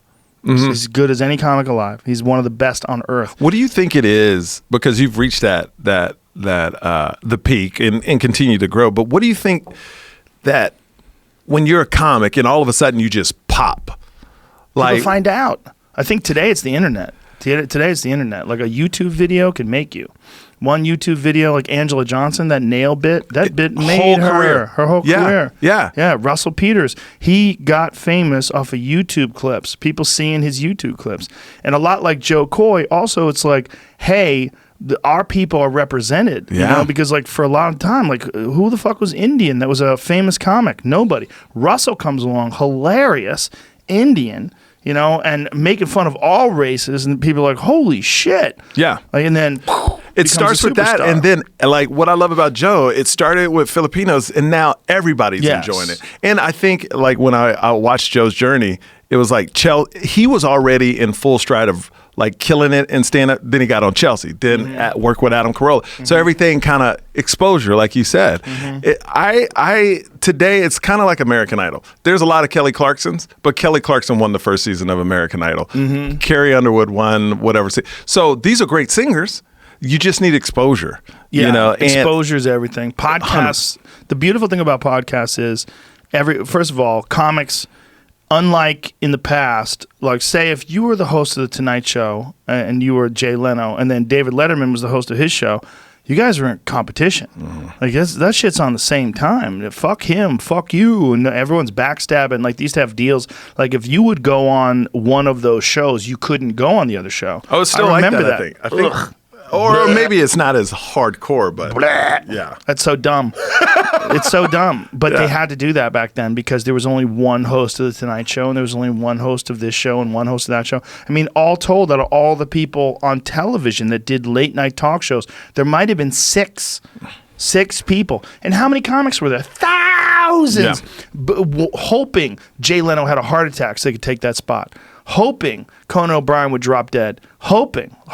Yeah. Right? Now it's not like that anymore. Now everyone can have a podcast and everybody does each other's podcasts. And everybody tells everybody, hey, go see Michael Yo. Hey, Joe Coy's hilarious. Hey, I saw Chris D'Elia on that murder. Yeah.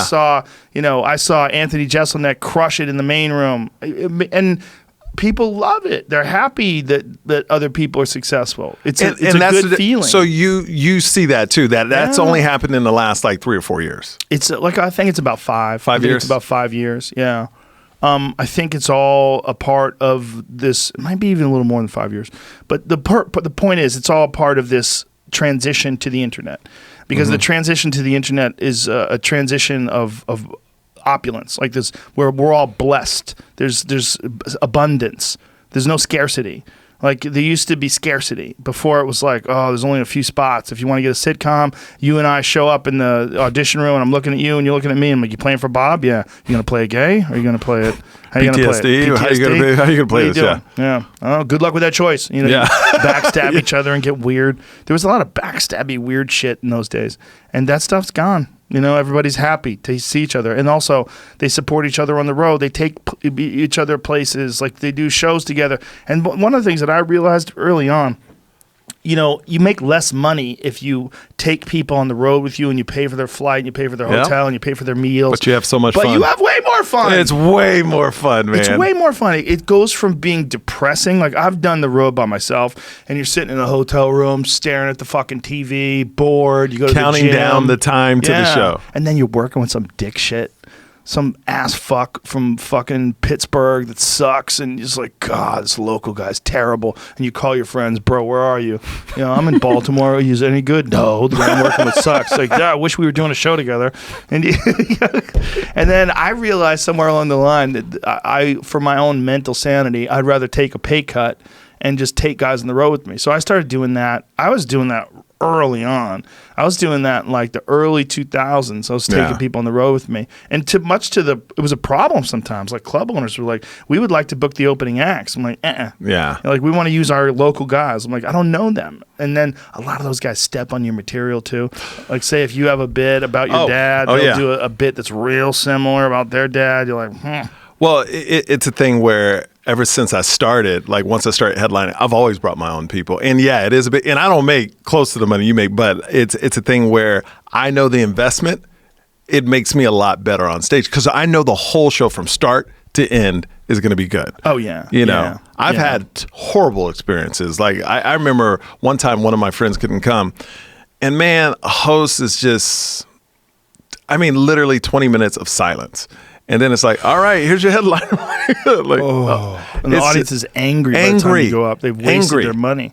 I think also just being around the comics at the Laugh Factory, Improv, and Comedy Store, it's a thing where now people, before it's like, oh, if somebody crushes, I don't want them to crush them. Now people love to go, once they want to be a part of a great show, not be the only funny one at the show. That's so insecure, that not wanting anybody to be good. Here's the thing, just didn't you get into comedy because you like it? Yeah. So bring people that are funny. Dude, I brought Joey Diaz with me from the start. I know. I had some rough shows early on where I was like, dude, I got to get better. Because Joey'd be up there murdering, and then I'd go up after him, not doing so good.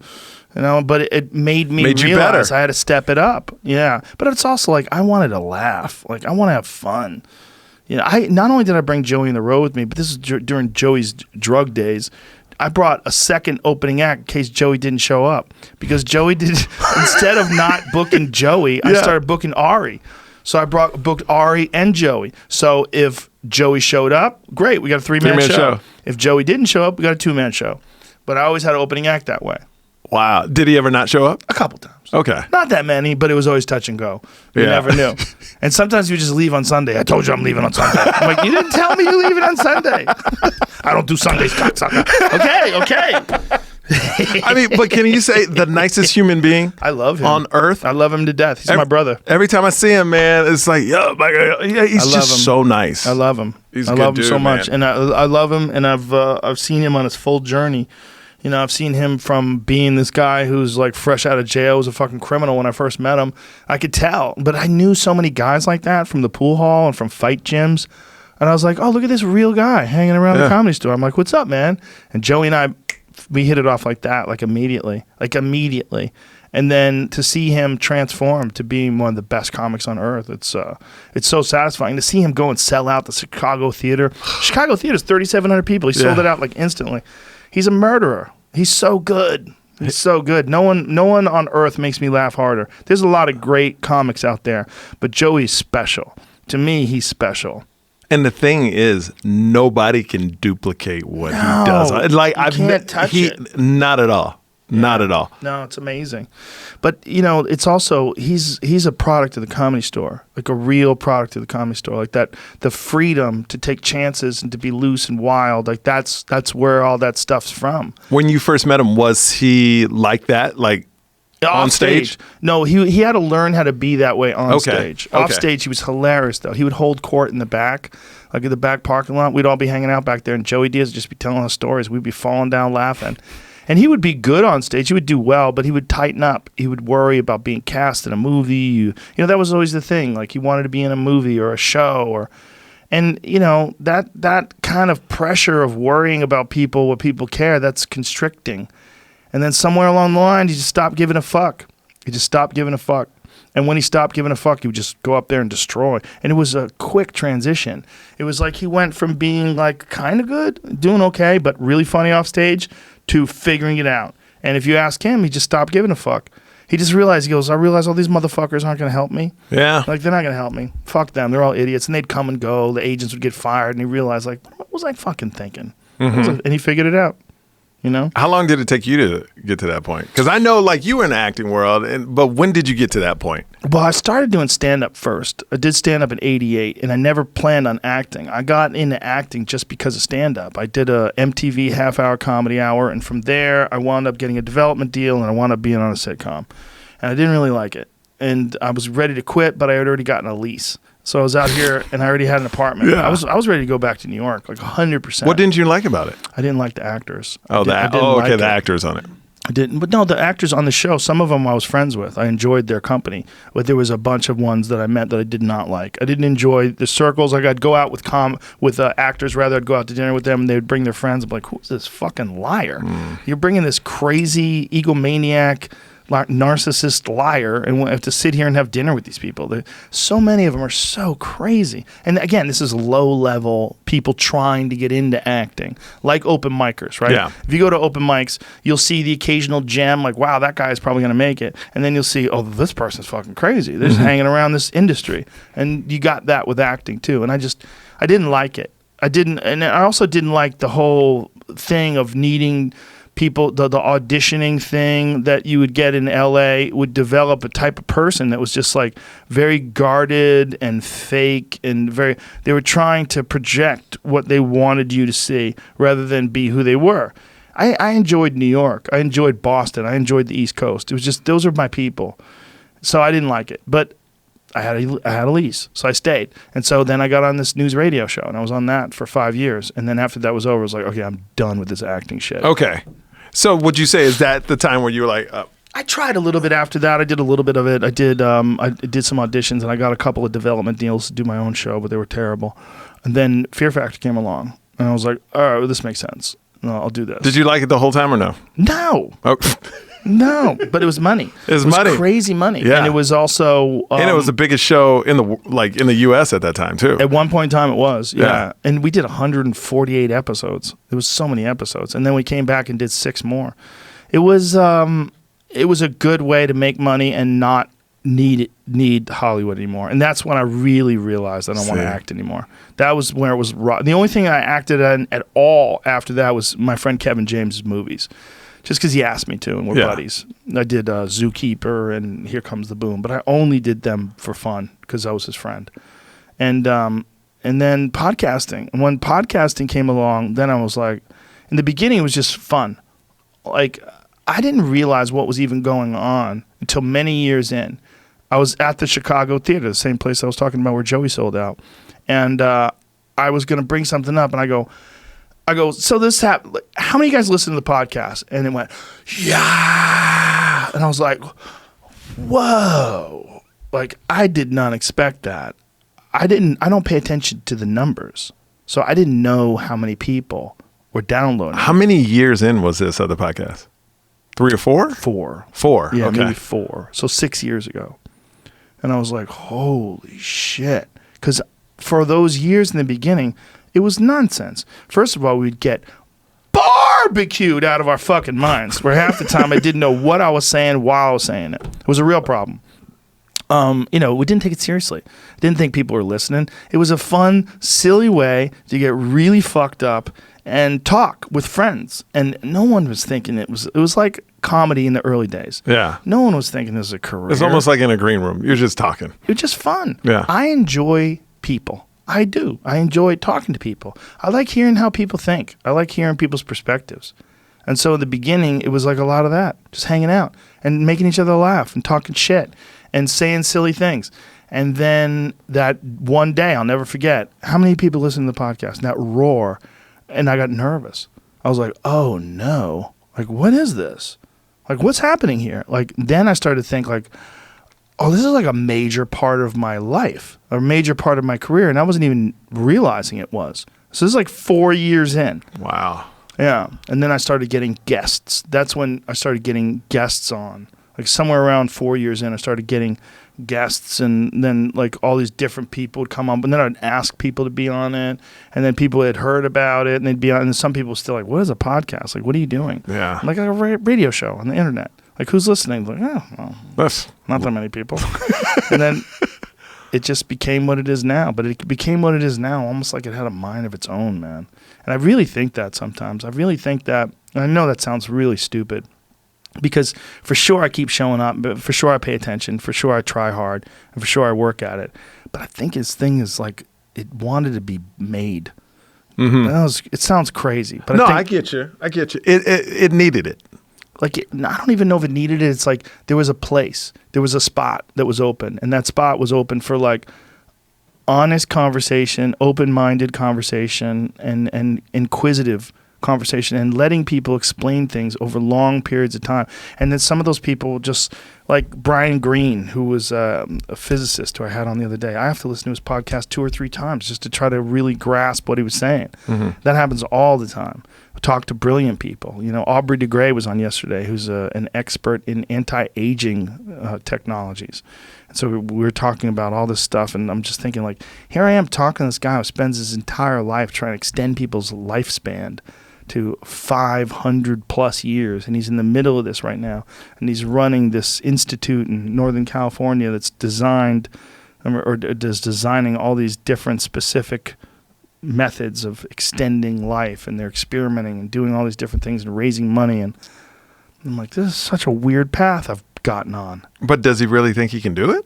Oh yeah, he can do it. 500 years. Yeah, they're on the road to that. Yeah, with stem cells and a bunch of the different biologics that they're experimenting with, and all sorts of different. And as the technology increases and grows, and then CRISPR, which is a gene editing tool, and a lot of the other things that they're probably going to invent over the next 3 to 5 years, he believes is going to be some giant breakthroughs. So- yeah, it's legitimate. So is it more of the benefit is the generations like 2 generations after us are going to benefit heavily? No, I think we're going to benefit from it. You think so? It'll Yeah, be it's regenerative rather, meaning you're literally going to not just stop aging, it's going to regenerate to the point where it's going to, your biological age, even though your physical age, your calendar age is the same, you're going to keep getting older that way. But your biological age is going to go backwards. Yeah, because what they're doing is they're treating aging like a disease. They're not treating it like an inevitable aspect of life. They're like, well, what's causing aging? Well, breakdown of the body due to normal stresses and just overall use. Okay, well, what is the difference between someone who's 5 or 6 versus someone who's 50 or 60? Well, the body's ability to regenerate tissue, the body's ability to recover, all these different things that are going on inside the cells, and what causes that? Like, what is the mitochondria? How do we get that to function? That's kind of like the NAD stuff. 100%. Yeah, 100%. That's one aspect of it. That NAD is one piece in a giant mandala of different methodologies, and they're gonna be able to come up. Look, just think about what they can do now versus what they could do 50 years ago. 50 years ago, if you blew your knee out, you were fucked. Yeah, you were fucked. My friend Steve Graham, a good buddy of mine, he used to be on the U.S. ski team, and his knees are destroyed. He was on the ski team in the 80s, and they cut him open like a fish, like giant scars up and down the sides of his legs, and they had to stitch things together and bolt things down, and it's just a mess in there, just a fat mess. And nowadays, I mean, both of my knees have been reconstructed. Yeah. I have 2 reconstructed ACLs. They work great. There's no issues. I mean, I can do literally everything. I do yoga, kickbox, all these different things with reconstruction knees. And I mean, have you seen the way I kick a heavy bag? There's an enormous amount of force that's on those knees. No problem at all. And when you think about what they're going to be able to do 50 years from now, they're going to make you an 18-year-old. You're going to be able to regenerate tissue. All the things that are happening to people's discs, where they get degenerative disc disease, which I have, which your disc gets smaller and actually your spinal column's actually compacted more, and you have to try to mitigate that with spinal decompression and a bunch of different things. They're going to be able to inject stem cells into that. It's going to regrow. Well, they're already tissue. doing that right now. Yeah. We're on the verge. But my point is, how the fuck did I wind up talking to these people? I didn't really pay much attention in school. How am I talking to these people? How did all this happen? How are presidential candidates coming to me trying to get on the podcast so I can help them spread their message? What the fuck happened? I really feel like, and it sounds like wacky woo-woo, but there was an opening in the universe. It was like an opening. And somehow or another, I was the one who stepped through that opening. And I didn't even know I was doing it while I was doing it. And this thing, the seeds were planted, and this thing just grew. And then I became responsible for taking care of it. And well, I think because you did, it started out organic too. 100%. You didn't start it saying, I'm going to do this. No. Because I think no ambition behind it. Zero. That's also a big problem with other people that are trying to start podcasts. I had a conversation with John Lovitz about it. It's like, nobody wants to pay me any money to do it. I go, they're not going to pay you any money if they don't make any money. And he goes, well, they should just pay money. That way they can do it and it'll be good. And I was like, okay. I got stuck with him on a plane once, and he was telling me, you have a podcast network? I go, no, I don't. Yes, you do. Put me on your network. I go, John, I don't have a network. I do not have a network. I had to explain to him. But his thing was that somebody wanted him to do a podcast, but they didn't want to pay him. They didn't want to pay him what he felt he should get paid for a podcast. I'm like, they're not going to make any money until it's successful. Yeah. The only way it's going to be successful is if you do it. Yeah, and 99% of them aren't successful. But there's so many of them. Yeah. There's 900,000 podcasts. There's 300 and 30, 40, 50 million people. So what does that mean? That means 1 out of every 300 people has a fucking podcast? Yeah. Is that real? Is it? Yeah. That's crazy. I would say, yeah. Sounds right. That's crazy. Wait, there's 900,000 podcasts? Yeah, that's crazy. I mean, there are international ones too, but yeah, for sure. That sounds pretty close to right. Doesn't sound crazy. Let's cut it in half because of international. Okay. So let's say 1 out of every 6. Yeah. Let's 500. 1 out of 500 people has it. That sounds not crazy right now. That's insane. That is insane. I know. That is probably accurate. My wife's friends have podcasts. Yeah. I got stopped by a black lady at an airport, 80 years old. She goes, I saw you on the Joe Rogan podcast. It's just amazing the range. Yeah. I'm like, how do you, like, because you know me, I'm expecting a certain person. Like, I had this really old guy come up to me in a restaurant, and he looked like he was deep in his 80s. And was just telling, I just really want you to know I enjoy your program. It's like a very thoughtful program. You have an interesting way of looking at things. I was like, you watch it. Wow. yeah. Yeah. I want to ask you about, and this may be off topic, but the Dante Wilder excuse he came out with yet today. What do you? It's unfortunate. Do you think? Is there any validity to that? If there's I put a. Do you know what a it's called a, what is it called, an Atlas pack? Yes. I put an Atlas pack on my back all the time, and I put a 45-pound plate on, so it's about 55 pounds, and I go hiking through the hills. And after, I could still do whatever the fuck I want. And I'm just Joe Rogan. I'm not Deontay fucking Wilder. The idea that Deontay Wilder with a 40-pound outfit on, that it killed his legs, walk into the ring, that's crazy talk. I don't understand why he would say that. I mean, maybe it's true. If it's true. He said he had it on like 20 minutes before or 15 minutes before. Did he? He went out. It's possible. Look, it's possible that tired him out. It's possible. See, I'm no fight expert or anything, so I just don't know if there's validity in it. Well, who the fuck would let him put that on? If that was that heavy, that it was 40 pounds, that it got to the point where it actually wore his body out as he was walking to the ring. Well, he tried it on the night before, they said, and he liked it. So he's like, I'm aware. Well, he makes the decisions. It was his. You know? Yeah, that's a crazy decision. No, that's not what happened, though.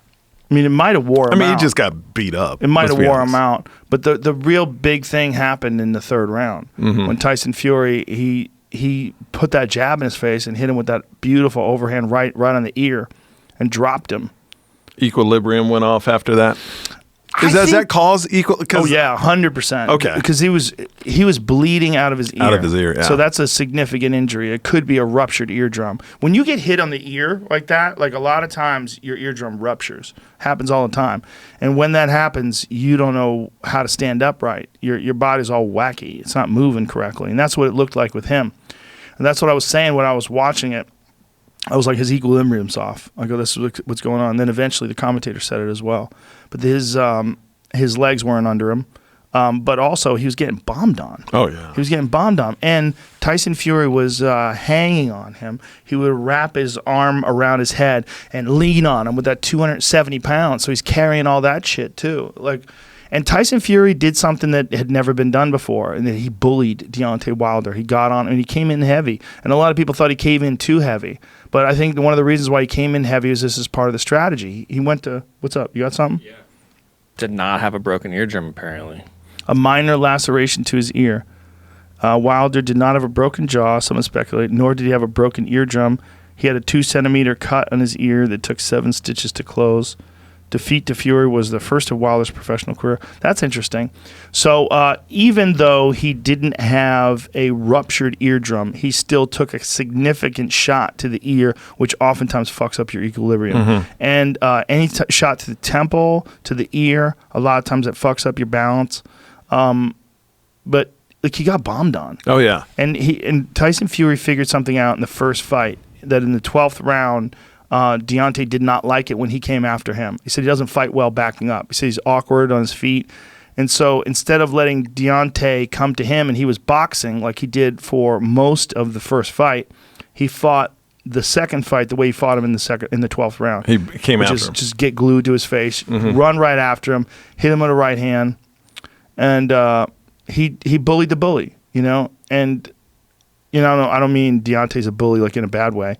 I mean, his style is he's very aggressive. He's got one of the most ruthless punching knockout artists in the history of the sport, if not the number one. I mean, the guy has 42 knockouts, which is insane. Like his, How many did Tyson have? Maybe he has 41. 40. I think he's got 41 knockouts, 42 wins, 1 by decision, and 1 draw. And now he has 1 loss. Tyson had less. Tyson went to the decision with a lot of people. Okay. You know, he went to the decision with Mitch Blood Green. He went to decision with, you can go down the list. There was a lot of people. Tyson's obviously one of the greats and obviously a brutal knockout artist, but Deontay Wilder has that touch of death. It's crazy. I mean, he dropped Tyson Fury twice in their first fight, and the 12th round, it looked like he was fucked. But do you think they should have stopped it at the 7th? Yes. Or earlier? I think it's better for his life and his career that they stopped it. He wasn't going to come back. I don't think he was going to come back. He was getting fucked up. And Tyson Fury was not going to stop punching him in the head either. He was going to keep doing it. Tyson was pure and clean and literally unharmed and looked fantastic. I mean, he'd been hit a couple of times, but no problems. Yeah. There was nothing that rocked him, nothing that hurt him. You know, a few punches bounced off of him, but he was putting it on Deontay Wilder. I mean, he was putting it on him. Yeah. If that is true, that he had it on for 20 minutes and that it really wore him out, that's exceptionally silly on the part of his management to allow that to happen. That someone didn't see that his trainer didn't see that. They didn't recognize that was going to be a big problem. Because I think they didn't calculate it. Well, I think he just threw it on the night before and goes, "Oh, it feels good." Didn't really think I'm gonna be in this thing for close to 35 minutes before I get on. Oh, right. You know, he has to be back there 20 minutes. Then the walk up is like 3 or 4 minutes, and then you walking into the ring. And you got to carry it around while you're walking in the ring. Yeah. You know, it's a good point. It had an effect. I guarantee it would have an effect.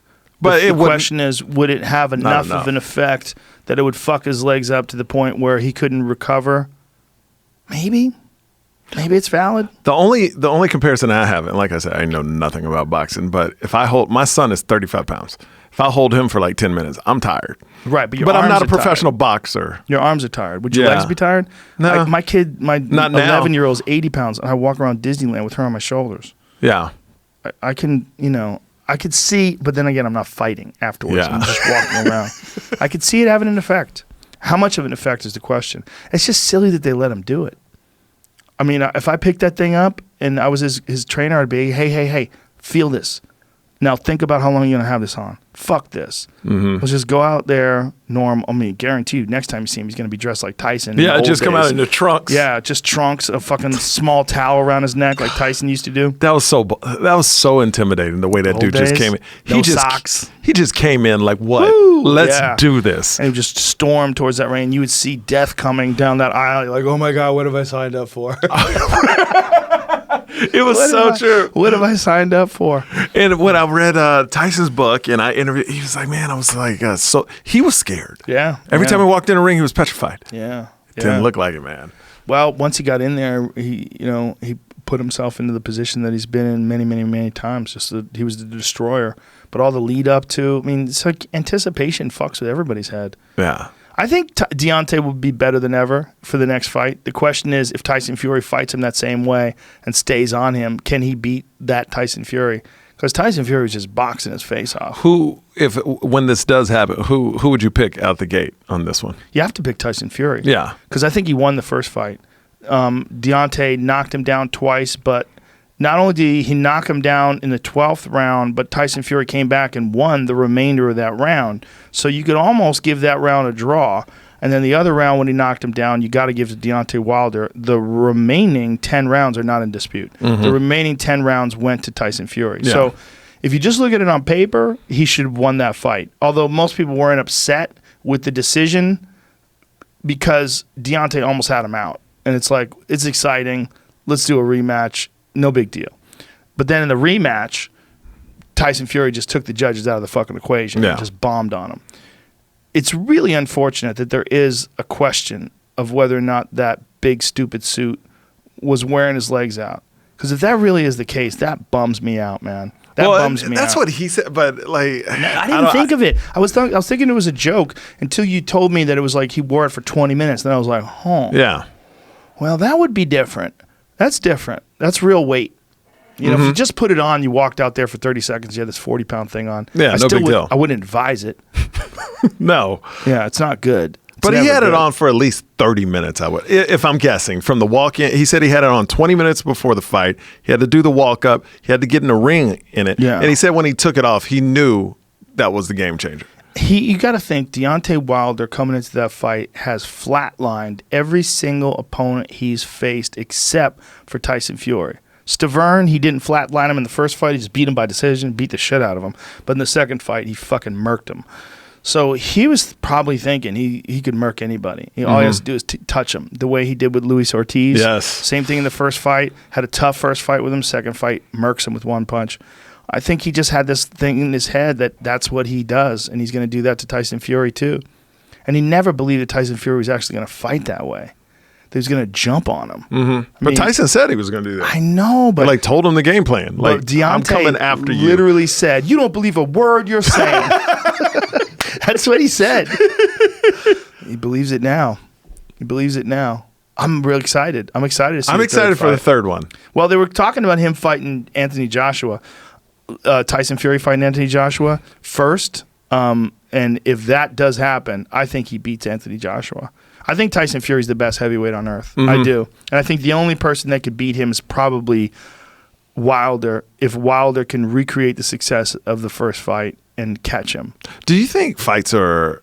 Because I remember, like, after Tyson stopped boxing or after, he lost, I kind of lost a lot of interest in it because I grew up with, like, Sugar Ray, Tommy Hearns, and Marvelous Marvin Hagler. And I felt like I don't see fights like that anymore. Oh, well, they're possible today. I mean... But you used to see them all the Thurman time. And Manny Pacquiao was an amazing fight. Anytime Terrence Crawford fights, I'm in. I love that guy. But don't you He's admit, phenomenal. Back then, it seemed like every fight was a great fight. Or is that just getting old and reminiscent? Yeah, it's just reminiscing. Yeah. There's some great fighters now. Earl Spence Jr., Vasily Lomachenko. I mean, it's a great time for boxing. It's a really great time. Usyk is now a heavyweight. It's a great time for boxing. It really is. And before your crowd jumps on me, like, I don't know anything about boxing, so I'm not saying anything because I'm not a boxing expert. I know some stuff about boxing because I'm a fan. But it's not like MMA. Like if someone wants to talk to me about MMA, I can give you very educated, opinions on things, and I can dissect things. With boxing, I have some opinions, but there's other people that are better at it. Yeah, yeah. It's a good time though. I like it. I'll get into it then. I'll get into it again, man. No, I'll let you know when something big is happening. When there's a big one. We do these fight companions for UFC fights. We should do some of them for boxing. We've only done it for Glory. For kickboxing, that's the only thing we've done. You should do a boxing one. I know, we should. We should have done it for that fight. We would have went crazy. We would have went fucking crazy. That was a wild. When he knocked him down the third round, I screamed. Everybody in my house was like, "What the fuck is going on?" I know it. I think they should have stopped it in the fifth or sixth. They could have done that too. Yeah, but just he's Deontay Wilder, man. And one punch, he could have. Yeah. One swinging right hand, and next thing you know, Tyson Fury's got a flashlight in his face, and he can't believe it. He's like, "What? Huh? It's over? What happened?" That's what Deontay does to people. When he hit Luis Ortiz, and the spray of sweat flew off his face, and Ortiz crumbled, and he had this look in his eyes like, "What just happened? Did I just hit by God? Did I get hit by a lightning bolt? That's true. Did a lightning bolt come out of the sky?" Like, people can't believe how hard he hits. But the key to Tyson Fury's victory is he didn't let him hit him. Just jumped on him. And Tyson Fury has a unique style. Like, that big motherfucker, he's 6'9". He's so big. So big. And so long. And he's such a good boxer, man. No one in the heavyweight division has that kind of head movement. I don't know. And he's such a character. Yeah. He says he jerked off 7 times a day to build his testosterone. Did you see that? No. You're saying he's going, "I'm going to settle Gypsy Lube." He's got his own lube, his own brand of personal lube that he beats off with. He says beating off 7 times a day increases his testosterone. I don't know. I don't know if there's facts behind that. I don't know. That might be conjecture. Right. Hey, where was that special that I saw of you? You have a special out. Oh, yeah. It's on Amazon Prime, Blasian. That's what it's called. This is called Blasian? And what's crazy is it came out probably about 8 months. Last time I was on here. But they just released it on DVD, so my mom thinks I made it. Like, it got released last week. on DVD at Best Buy and Target, and my mom saw it at Target. That's hilarious. Your mom still buys DVDs. Yeah, I was like, who buys DVDs? And, There you go. Comedy Dynamics was like, yeah, a company wanted to put it out. So I was like, all right, cool. But the main thing is I'm going to be in New York. I got this new tour, new material. I'm exhausted. That's what it's called. It talks about my 2 kids, the family, all the things going on in the world. And I'm at Gotham. Comedy Club, March 7th and 8th. Look at that. Yeah, it's the diapers in the bottles now, man. That's at March. I think it's March 7th and 8th. I put the wrong date on there, but March 7th and 8th. Fix that shit. I am. You put the wrong date on the fucking banner? Oh my goodness. I'm an idiot. And then on the largest podcast in the world, it's Whoops. March 7th and 8th. 7th and 8th. Gotham People Comedy. are going to try buy tickets for the 6th, and they're like, what? Maybe they can squeeze you in on the 6th too. No, it's my son's birthday. Oh, there you go. I got to be there, That's man. probably why you subliminally accidentally put that. You're thinking about that number. Oh, man, I can't miss my son's birthday. No, of course not. So michaelyo.com for tickets. Beautiful. So this special that's on Amazon, like, why did they release it now on DVD? They said, Comedy Dynamics, I guess there's a DVD company that invests in a couple specials a year. And for some reason, they invested in mine and thought it could do well. So, and I was like, who buys DVDs? And they go, oh, it's about $3 billion a year still. Whoa. Yeah. And I'm like, okay. I bet most of those like action movies and shit. But who buys DVDs? People live I don't somewhere even have a the DVD internet player. sucks. Yeah? Yeah, Where's that, though? Rural America. Even rural America has internet, Joe. Not if you have satellite. The people with satellite, you can't really stream Netflix and stuff with satellite unless you have really good satellite. Like, how good is good satellite now? There's still Redbox and like. We can There's get still a DVD? Redbox? Yeah, those are big. Yeah. There's a couple other companies like I'm it. not shitting on Redbox, but Someone should have told Blockbuster to hang in there. Netflix still sends them. That's like their original No, business. they do not. They definitely still do. Yeah. They do? Yeah. No, 100%. Oh, yeah. no, they don't. Oh yeah. They got rid of that. No. I guarantee you they got No, rid. it's still there. No, for sure. they got rid of it. I know people that do it. Use it. They got rid of it.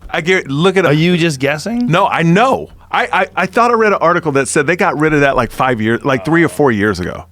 They don't have. Why would? Look, hey, get the DVD. Get the DVD if you want. But I just don't know one person. Like, my mom didn't even buy my DVD. Look at that. Movies delivered right to your mailbox. Are Free you shipping, no late fees. Is that Netflix? Yeah. Yep, It's Netflix. DVD.com, but it's DVD.netflix.com. Wow. That's crazy. So it makes- hanging in there. So the two facts I said, Comedy Dynamics, it's about $3 billion a year, and Aquaman made $17 million off of DVDs. Whoa. Right? Really? Yes. That's a bunch of ladies finger blasting themselves to Jason Momoa. That's what that is. They're just pausing. It's the most paused movie ever in all of our Ever. library. They just pause it when he's flexing. Nobody ever finishes the movie. Yeah. Yeah, it's the most watched to movie with a vibrator. Have you had Roughly 212 million DVD, Blu-ray, and rentals account for 1.34% of Netflix revenue. Wow. 2.7 million subscribers as of last year. So they made 212 million just from DVDs last year. God and that's just Netflix. damn. Just So Netflix. they're Wait, still- renting. That's Yeah, just renting. renting That's them. not Just even Renting. owning. That's renting them. Yeah. Yeah. Well, there's money. Hey, Joe, you better put out a DVD quick. Ooh, I don't know. Yeah. Middle America? Netflix. I wonder if they put my shit on DVD. Oh, I'm sure I you wonder can if rent it. Triggered or Strange Times is on DVDs. I don't know. Yeah, it's people are still doing it, but I think that's one thing that I am curious about though. Like, what's the best satellite downloads you can get? Like, if What you're do in you the mean? middle- What's a satellite download? Like, if you're in the middle of the country, you can get satellite internet when the upload is terrible, but the Dude, download. I think now everybody has good internet. I Not can't. That's what Elon's trying to fix, that problem with Yeah, those, but he's filling the sky up with junk. Stuff's floating around up there. Amateur astronomers getting pissed. They think they're seeing UFOs, just Elon's satellites. What is Have you ever had a Tesla, or do you have a Tesla? Yeah, Do I you have let it it. drive yourself? on the highway? I hit it, but I keep my hand on the steering wheel. Okay. I love it. Have I you ever heard it's driven one? great. No, I've no. It's amazing. But my friend was like, yeah, man, I had a late show in San Diego, and I just let it drive me home. I had my hands on the wheel, but I wasn't really paying attention. I was like, that's crazy. That's kind of crazy. I pay attention. But if you are kind of tired, it's a good way to just chill out, put your hand on the wheel, and just let the car do most of the work. It does a lot of the work. So it changes lanes? Yeah, it'll change lanes. It'll do everything. Yeah. You just put in your address. And even when you get to the normal streets, it'll turn and all that stuff? There's a thing that you can get that I got that I haven't used. That's like some new higher level version of auto drive. I haven't done that. And I don't necessarily know what that does specifically different than what I had before. But it was a new update and it was like $4,000. So I was like, all right, let's see, Elon. Show me what's up, homie. But you haven't used it yet. No. First of all, I told Elon I was going to buy one of those things because he came on the podcast. He was telling me about it. And I was like, all right, I'll get one. And I got it. And he was right. It's the most amazing car I've ever driven. Most amazing car I've ever driven by far. Did you get the SUV or the car? I got the car. Okay. I got the Model S P100D, which is like the top of the food chain. Okay. S series, 4-door. The rims, everything. Dude, it's so fast. It doesn't even make sense. You hit the gas, it's like there's no gas. You hit the accelerator. You hit that electricity and you're gone. Yeah, you hit that juice and you hit the juice. And you are on a roller coaster ride. It just pins you to your chair. Silent. Completely silent. And you're like, holy fuck. There's a holy fuck moment where I take people in my car and I stomp on the gas. I'm like, you ready? Like I took Tim Dillon. I drove him from the Improv the other night. And he got my car. You ready? He goes, yeah. I go, he's like, what? What the fuck? I go, yo, what the fuck, man? Is that boost feature? Seconds. Is that boost? It's called ludicrous mode. Ludicrous mode, yeah. 2.4 seconds, 0 to 60. It is insanity. It's so fast. But that's only part of the car. The other thing is the comfort. It's beautiful. It's so smooth and so easy to drive. And the dashboard, once you get used to having this fucking huge, like, bigger than any iPad as your main navigation screen. Like navigation is way better, and the voice prompts, like you can say to you want to talk about a restaurant like Felix is my favorite restaurant in Los Angeles in Venice.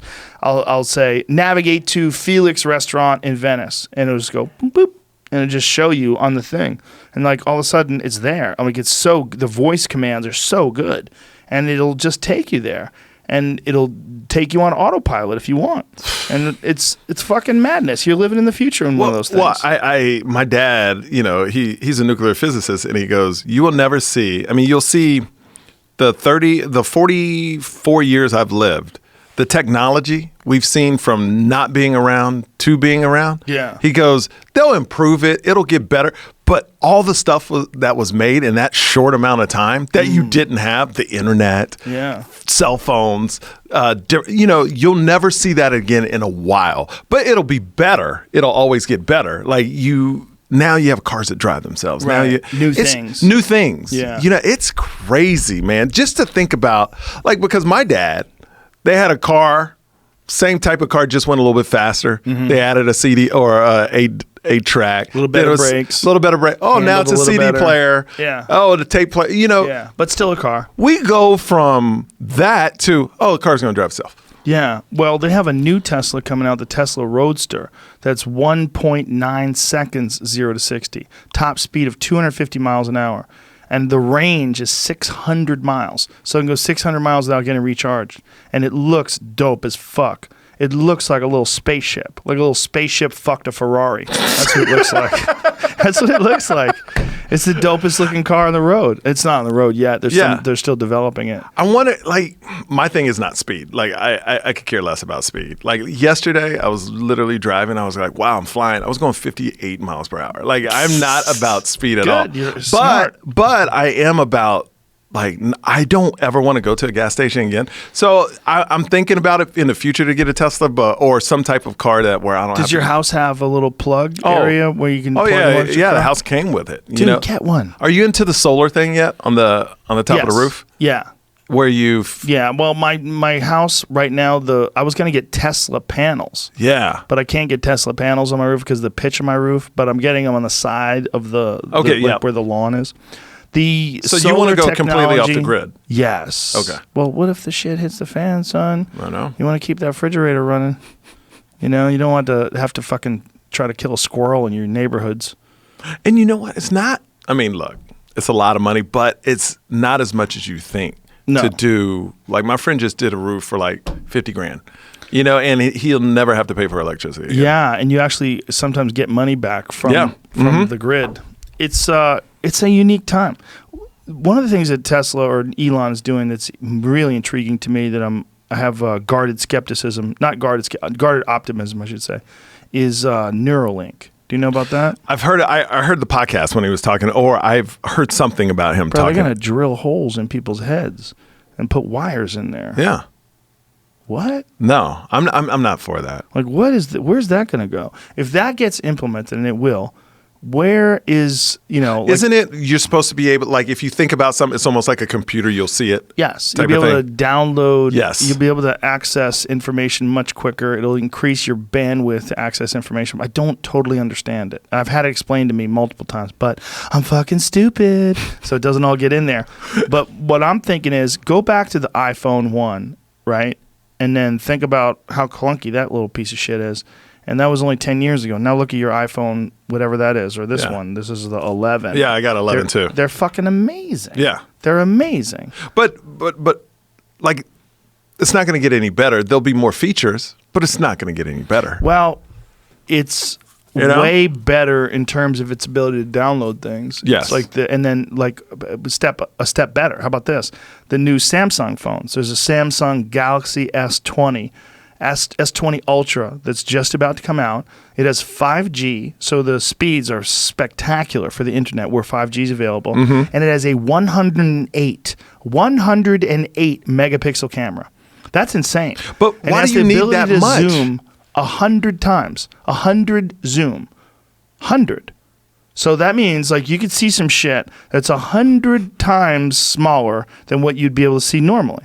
Okay, but why do we need that? Why do you not need it, Grandpa? But why do you need it? Why do you need cars? My horse is a good horse. I feed him hay. But what do you? I treat him well, and we have a wonderful relationship. No. I ride him around. No, I'm not that dude. What do you need that for? What are you going to take a picture of that you need Some to zoom? shit that I can't see with one zoom. Damn, I don't understand how he doesn't get it. Like if what? you're spying on someone, then no one. Okay, there you go. Okay, if you're an FBI spy. Well, if you're like, how about some shit is going down? How about you're at the Comedy Store and you see a fist fight down the street, and like these two people are beating the fuck out of each other. Oh my god! You zoom the shit in, and you can film it. Okay. From way, way, way far away. You gotta walk closer and get a good shot of that. There's a reason. Look, why is the reason to have as many megapixels as you have now? It's iPhone not. 1 is fine. It's not. iPhone 1 is fine. No, it's not. Now you ever see that picture that I have in the bathroom of the hooker with her tit out? No, I've never been to your bathroom. Oh, there's a picture in the bathroom that I took when I had a flip phone. When I was filming Fear Factor, we were in downtown L.A., and this lady was walking by. She was eating a meatball sub. And she has a wig on and sunglasses. And it's like it literally is like I hired her to pose for this picture because it's so perfect. And she pulls her tit out. She goes, "You want some of this, baby?"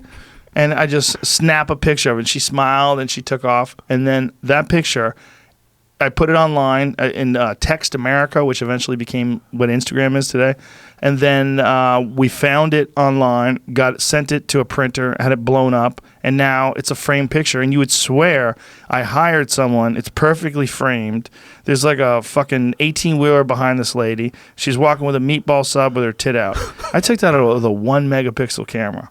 And it's perfect. It's pretty good. Okay, so why do you need 100 of them? This is better. This is the concept of the Neuralink potential app, I suppose. Oh, it's an app. That they don't really know. I don't think this is just like a concept, but what people linked on here is that a little menu pops up and it says "Learn skills" as though you're in the Matrix. And you just like Jesus can Christ. maybe download a skill or upload a skill to your brain, and now you can. The problem with that is everybody. That's the problem. That's the problem. Jiu-jitsu. No, that's the problem. Then everybody can do things they don't put any work into. That's great. No, everybody can just fucking fly across the country. You don't even have to traverse the place where I had to eat my sister after she's died. Okay, let me put it like this. Then anybody can do stand-up comedy. No, you can't. Well, if you have an app for it. You ain't teaching people shit creatively or artistically. Good Look. You well- think you could teach people how to be Dave Chappelle? No. No chance. No, you can't. but- You can't with but that either. I ju- but I That's not going just- to be able to do it. That's going to be good for us. Because out of all that shit, they still can't do that. That's true. Good luck, bitch. Got to put in those numbers. But what that can do is help you download information. I don't know what that's going to be, but I know Elon Musk is way smarter than us. Will it happen in our lifetime? Yes, I think so. Will you do it? I'm not going to be an early adopter. Yeah. It's like people that got the first fake tits. Those ladies got cancer. Yeah. You know what I'm saying? Do you know girls are getting butt cancer now Are they really? from fake butts? I didn't know that. Yeah. I know- You I need to know watch someone- Botched. Butt cancer? Yeah. Yeah, they were I was watching a clip off of Botched the other day where this girl had a fake butt and they were just trying to fix it. And it's just this disaster. This poor lady. It's just like the surface of the moon. It was just all dented in and fucked up. And you know what it is? It's the Kardashians, man. They ruined it. It's I think it's every generation or even century. You can go back to the old days where the most of the body that's hardest to get is the most popular body. Kings were fat because they had a lot of food.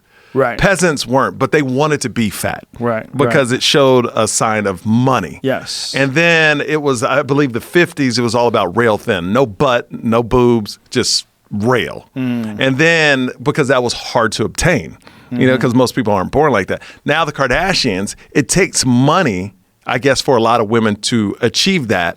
And money, the amount of money where you don't have the disposable income to do it. Right. So not a lot of people can do it. So it seems like the most popular body for women is the body's the hardest to obtain. It's never like a normal body is beautiful. It's always like, no, we need very large butts. Well, it's also what you see in media, right? 100%. That's why a lot of women thought that it would be really good to be rail thin because they saw models. Because designers, clothing designers like models to be rail thin because then they're like a hanger. Like there's no weird big tits and big ass that makes their clothing not stand out. That it's just about the hanger. But what changed? Because it's still like that as far as modeling. With modeling. With clothing. Yes. So what changed? What changed is social media. Yeah. In social media, there's a lot of butt girls that are just online. I had a proud moment the other day. My 9-year-old, we're at a restaurant. This lady walked by. My 9-year-old, she pulls at me and she goes, "Daddy, she's got diaper butt." Because that's what I call it. I call it diaper butt when those girls get fake butts. Because it looks like they're wearing a full diaper.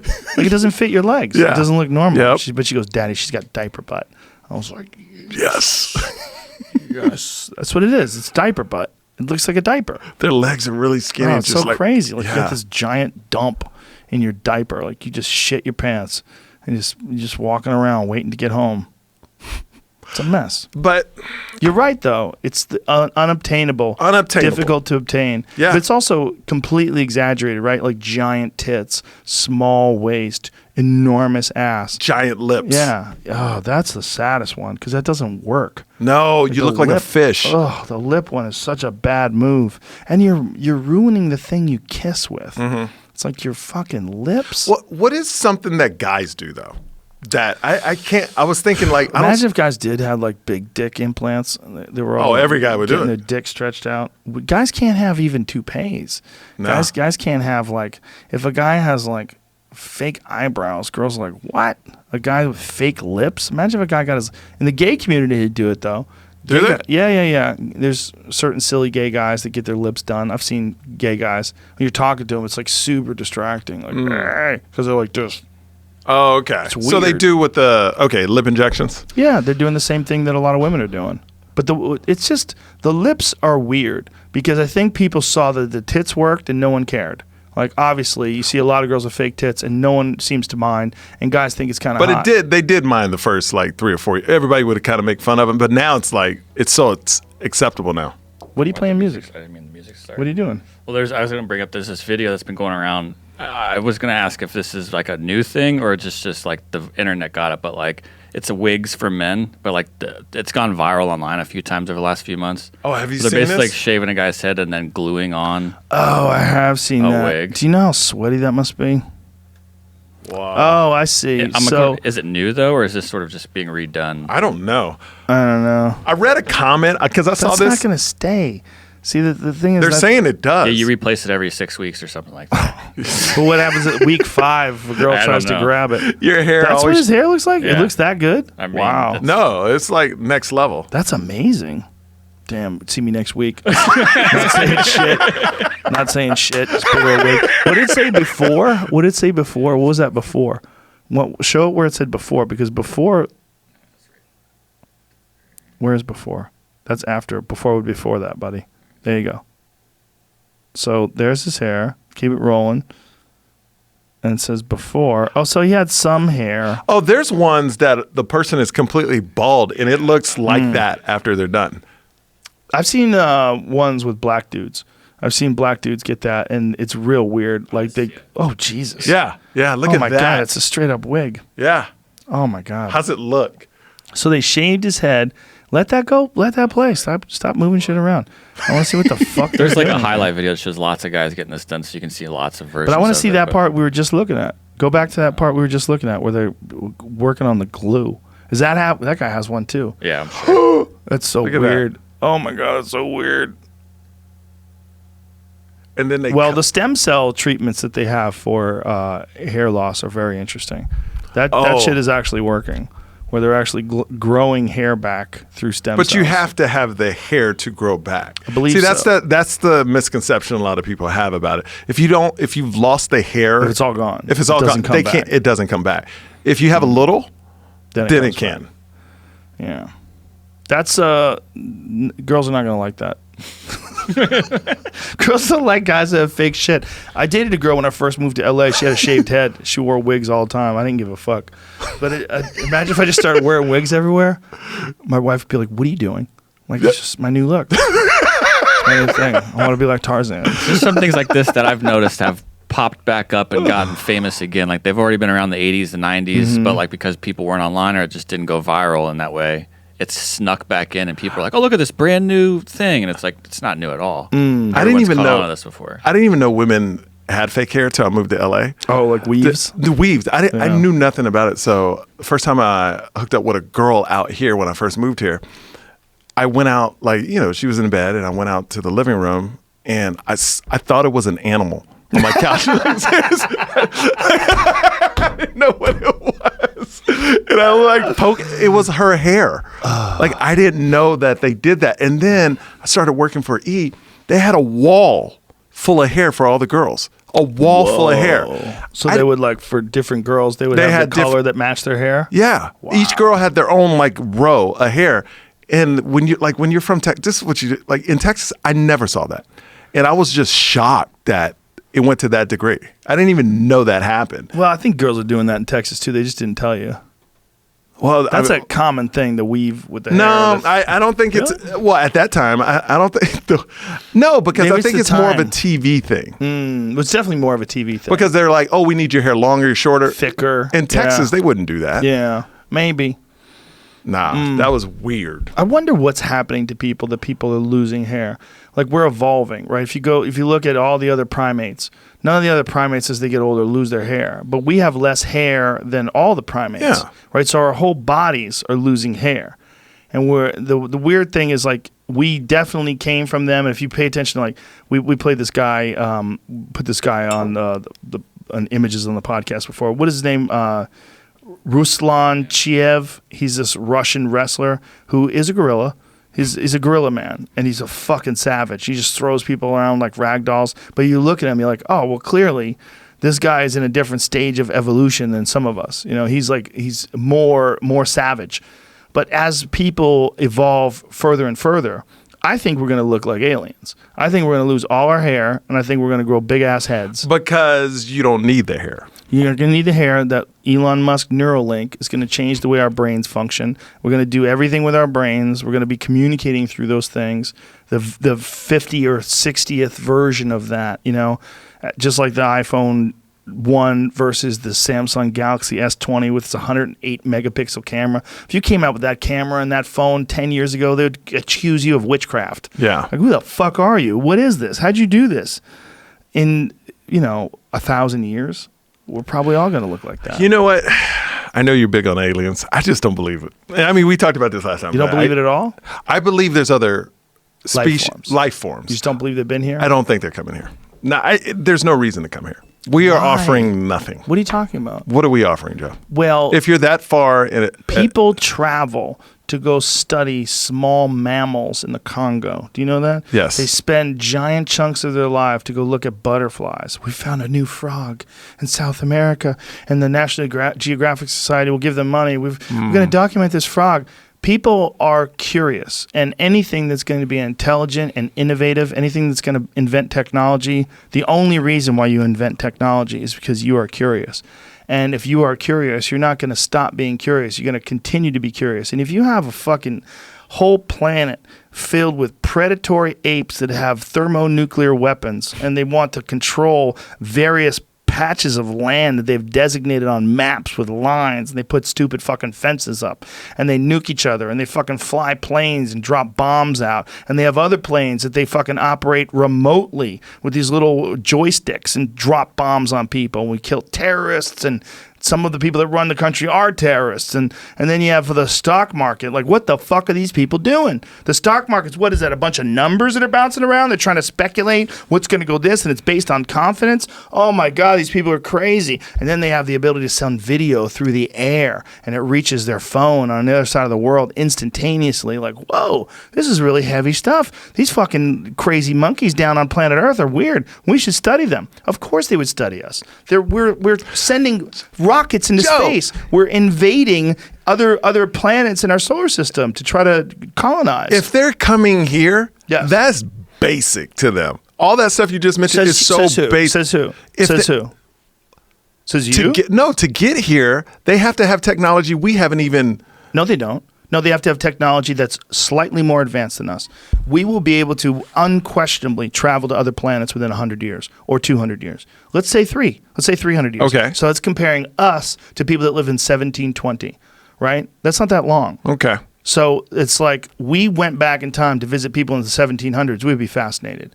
And we'd be very interested. If we found a planet somewhere 300 years from now that had people on that planet that lived like people lived here in the 1700s, we would be blown away. We would think it's the most unique and interesting thing we've ever found ever in life. I just don't know, with everyone having a cell phone, can take footage, why don't they have why don't multiple people have the same footage of the same thing? Like, it happens. Well, they do. There are some sightings, particularly the Phoenix lights that happened in the 90s that many, many people captured. Mm-hmm. They don't know exactly what they are. They don't know what but a lot of people captured these lights that are in the sky. Now, my take on the Phoenix lights and a lot of these things is usually that there's some sort of a military aircraft they're working on. Mm-hmm. But here's the thing. They don't have to visit all the time. If they only visited once or twice, these unique experiences that have happened once or twice over the course of human history, or 3 times, or 10 times, or 100 times, what are the odds that anyone's going to capture it? Especially if they're smart about it. Especially if they're smart about how they come. Especially if they have some sort of cloaking apparatus, or they have some ability to understand when they're being viewed or observed, and knowing how to hide or how to camouflage their ships. But of course they would be interested. I think that's the least plausible scenario that they wouldn't be interested in us. The thing that was interesting to me when you interviewed Snow, he's been through everything, and he found Snowden. He found no evidence. But he hasn't been through everything. First of all, he's only one man, and he was only working there for a short amount of time. Okay. It's not like he's working there. But he had access to a lot. Yes, but it's not like he's working there for hundreds of years and deeply diving into the subject of UFOs and has access to. And not only that, like, what does he have access to? Is access to the NSA files? And everything's compartmentalized. That's one of the big problems with the military, is that the NASA does not have access to what the Navy has access to, which doesn't have access to what the Army has access to. Like, they don't always cooperate. And so for him to say that he didn't find anything about UFOs, that makes sense. Like, he probably even looked a little bit and didn't find anything about UFOs. That doesn't mean there's nothing about UFOs. It just means that he didn't find anything. Okay. There's a lot of information out there when you think about one person that's going to scour all the government records I understand. From the 1950s to present about what they've discovered and what they haven't. So Area 51, what do you think is in there? Nothing now. You think nothing now. Okay. I think at one point in time it is for sure one point in time what they used to work on secret military projects. where aircrafts, and that's where the Blackbird came out of. That's where the stealth bomber came out of. There was a lot of that stuff that a lot of people mistook for UFOs. I think the real question lies in the very small percentage of unexplained sightings. So if you look at UFO sightings, you take the pie of UFO sightings, I would say there's, and not me, they say, what they're talking about that's been solved is somewhere in the neighborhood of 95% of those. 95% can be explained by swamp gas, ball lightning. Ball lightning is a phenomenon that comes when, depending upon tectonic pressure, the Earth can release this lightning out of the ground that travels in a ball-shaped pattern and zigs through the sky and then vanishes and disappears. They don't totally understand how it's being created, but they do know it requires some pressure in the earth, something about tectonic plates and possibly different atmospheric conditions, but it's a real observable phenomenon that's actually occurred on planes before. Like it's flown down the passageway of a jet at one point in time. Yeah, multiple people observed this ball lightning, and they thought they were being boarded by a fucking UFO or something. It's a weird. You've never seen it? No. It's a very weird phenomena. See, get a video on. We should probably wrap this up soon. It's 3 hours and 30 minutes. Get a video on ball lightning, because they have observed this and filmed this. It's really fascinating. That's responsible for a lot of UFO sightings. But you said there's that 5% that 5%, can't be explained. Yeah. And maybe out of that 5%, 4% they just haven't figured out how to explain it. Like, wait, let me see this. See, like that is ball lightning. See that thing hovering in the sky? And sometimes they'll fly around. Sometimes not only do they hover in place, but they move around. So lightning crackles, and then this thing will hover in the sky. And then sometimes they actually come out of the ground. This is bad comparison probably, but it's almost like an ash. When you... This is a bad video. See if there's... I understand. But the problem is all this other people talking in it. There's different videos of ball lightning that I've watched. It's pretty interesting shit, man. Ball lightning is weird because it's see like there. It flies around and it looks like a fucking UFO. See? And then it disappears. So that's a weird one. That's a weird one that kind of looks like it would be an alien spacecraft. And then they get videos of it, and it looks like a ball flying through the sky. People are like, oh my God, it's a UFO. But it's just a very rare atmospheric occurrence. Oh. Yeah. But I think if I was an alien species 500 years more advanced than we are, I would be fucking fascinated by Earth. And that's all you need. 500 years from now, with the exponential growth of technology like we're experiencing on Earth, 500 years from now, if we don't blow ourselves up, or if they're different than us, like maybe they evolved different and they don't have the same battle for resources, so they didn't develop the kind of territorial behavior that us apes have. If they develop something more complex and a different sort of cooperative evolutionary mechanism, they could be very different than us, but still way more advanced, but interested in us. Okay. All right. Will you ever see one in your lifetime? I don't know, man. I don't think so. I haven't yet. I don't think you will. I got something right here. You want to see him? No, I don't. What's in there? Mushrooms. Oh. You can meet aliens. You just got to take the right dose. I always said, if I ever do smoke weed, I'm going to smoke weed my first time with Joe Rogan. How do you not want to smoke weed? Huh? Aren't you curious? Oh, of course. What are you scared of? Nothing. So why don't you do it? Well, I said if I ever smoke weed, I'll smoke it for the first time with Joe Rogan. Just not on air. I'm not Elon Musk or anything. I'm not scared of it at all. Well, I just don't. I'm not interested. Not curious. I mean, the curiosity does not like knock on the door every day and go, oh my God, you got to smoke weed. We should just set a date aside 3 years from now. Think about it for 3 years. No, I've already decided I'm gonna do it. Okay, when? Huh? Next week? It will be with shut you. Shut the camera off? Huh? Shut the camera off. No, we don't. You got to drive home. Yeah, I got to drive home. Yeah. I don't want to do Another that. day. Another day. 100%. Okay. 100%. Maybe we'll do it and we'll meet aliens. Aliens. You and aliens, man. This whole alien thing. Aliens. They're going to visit you tonight. No, they're not. Non-believer. No, you know what? I can guarantee you, Joe, nobody's coming tonight. They're going to get them now. Like, this motherfucker needs a lesson from humility. Humility from space. You see this? Oh, last question. Who's going to win? Bernie Sanders or Trump? You know how everybody thought that Donald Trump's fucked and that Hillary Clinton was going to beat him, and that no one was concerned. Yeah. All these people were like, he doesn't have a chance. Hillary's going to be the winner. Hillary's going to be the winner. That same shit could be going on with Bernie Sanders and Trump. And people got to be real careful about that. These people that think that Bernie Sanders can't win, I don't think you understand what's going on in this country. People are fed up with the system. They're fed up with this idea that they work so hard and they give their money up to politicians, and the politicians don't really work for the people. They don't. They don't. Can I tell you the most annoying thing a politician says? Well, I speak for the American people. I'm like, no, you don't. No, you don't. No, You never not do. at all. You can't. Because there's not a single human that can speak for all the American people. I But you hate that. could look out for the interests of the American people. And I think Bernie Sanders definitely does do that. I think he's looking out for the interests of the working people. And I think he wants people to have a better life and do better. And I'm all for that. And if that means I have to pay more in tax, like people think, oh, you're a socialist. I've heard people say that. Oh, you're a fucking socialist, bro. Like, first of all, he's not even a socialist. He's a democratic socialist. It's a different thing. He's not like everyone should have the even amount of money and we should all give up our money to the institution, and then the institution should decide how it gets divided, and you shouldn't be able to make more than X amount of dollars. That's not what he's saying. What he's saying is it should work for the people. And what he's saying is people should have health care. What he's saying is there's a lot of things that are already socialist ideals that we use. We just forgot about it, like the fire department. Yep. The fire department. Like, you don't have a private fire department that puts out your fire. We pay for the fire department. It comes out of our taxes. It pays those very brave men and women, and then they come and they put out your fire. That's a socialist idea.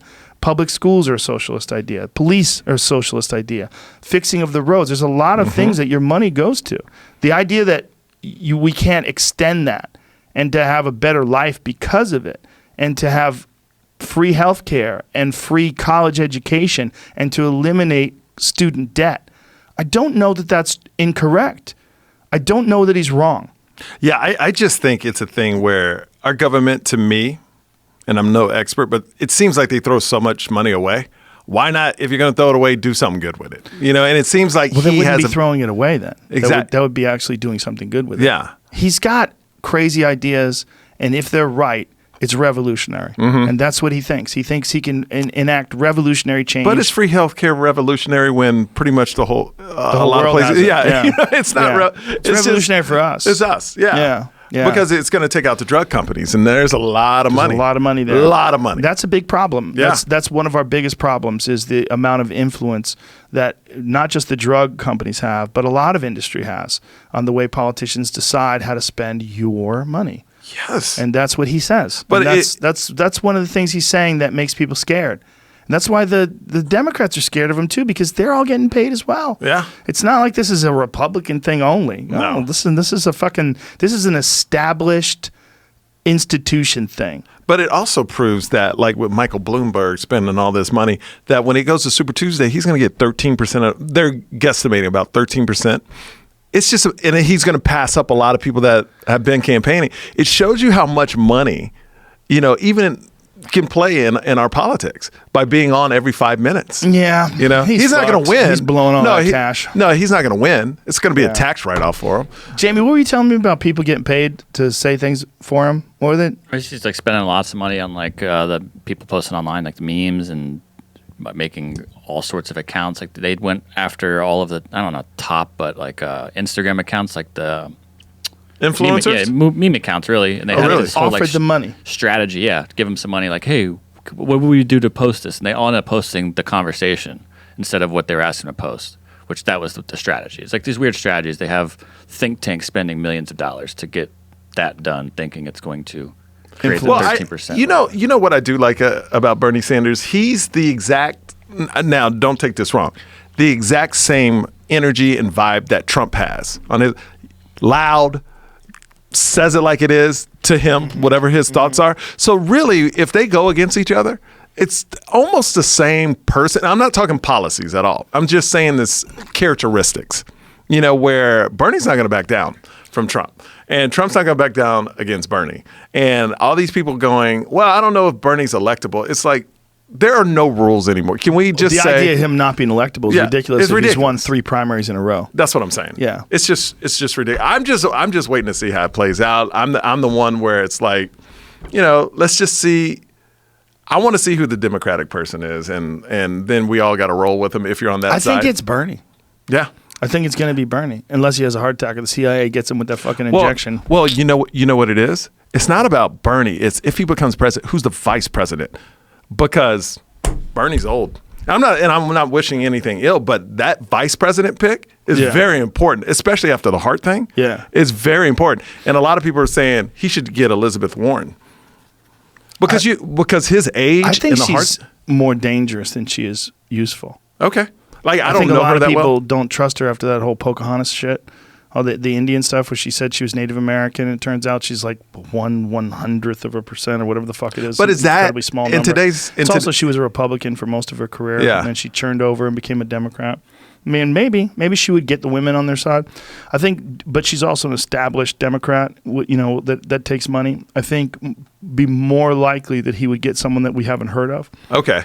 Well, it's very important. Whoever is, his but like- vice president, because I'm just saying. Well, you remember Mike Pence? Like Yeah. nobody knew who the fuck Mike Pence was before Donald Trump made him our vice president. You go on the street and ask people who the vice president is. 99% of them are going to go, "Oh, I can." Yeah. Most people don't know who Mike Pence is. Yeah. Right. I think the But- real battle is Bernie and Trump. That's the real battle. No. I got you, and I don't think the vice president is going to move the election. But I'm saying Because he's old. Because he's old, had the heart problem. Yeah. You know, the vice president is more important than like an Obama vice president. I think That's what I'm Tulsi saying. Gabbard makes the most sense because she's also like him. She doesn't accept money. It's the same sort of renegade philosophy. You know, slightly different politics, but you know, I think he has a lot of options. And he's probably looking at them right now, especially if he keeps winning. It's like that Joe Rogan. Let's bring him up. No chance. No chance. Well, when you do I'm go never to voting. after he wins, when you go to White House, just bring your boy right here because I want to go to White House with you. I don't 'Cause think you he'll know- have me after Oh, that he's the last brouhaha after he put that video up and everybody got upset. Oh, he'll have you. I think what's going to happen is we're going to see that regular politics, the way they've been practiced for all these years in this country with like these two bullshit choices, are going to go away. And I think it's going to be harder and harder for established people, whether it's Republican or Democrat, to keep doing that song and dance and having people buy it. And that's a good thing. That's a good thing. It's a good thing. Let's wrap it up, Michael All right. Yo. Michael Yo, ladies and gentlemen, on Instagram. Don't pay attention to his Gotham because it's not 6th and the 7th. It's actually 7th and the 8th. Yes. Where else are you going to be? Where people go? MichaelYo.com. MichaelYo.com has all my tour dates, but you know, Instagram at Twitter. Michael Yo, Twitter at Michael Yo, Facebook at Michael Yo. But Gotham is the main thing. Come on out. Come on out. All right, my brother. Thank All you right, very dude. much. Yeah, Always man. a pleasure. Bye, everybody. Dude.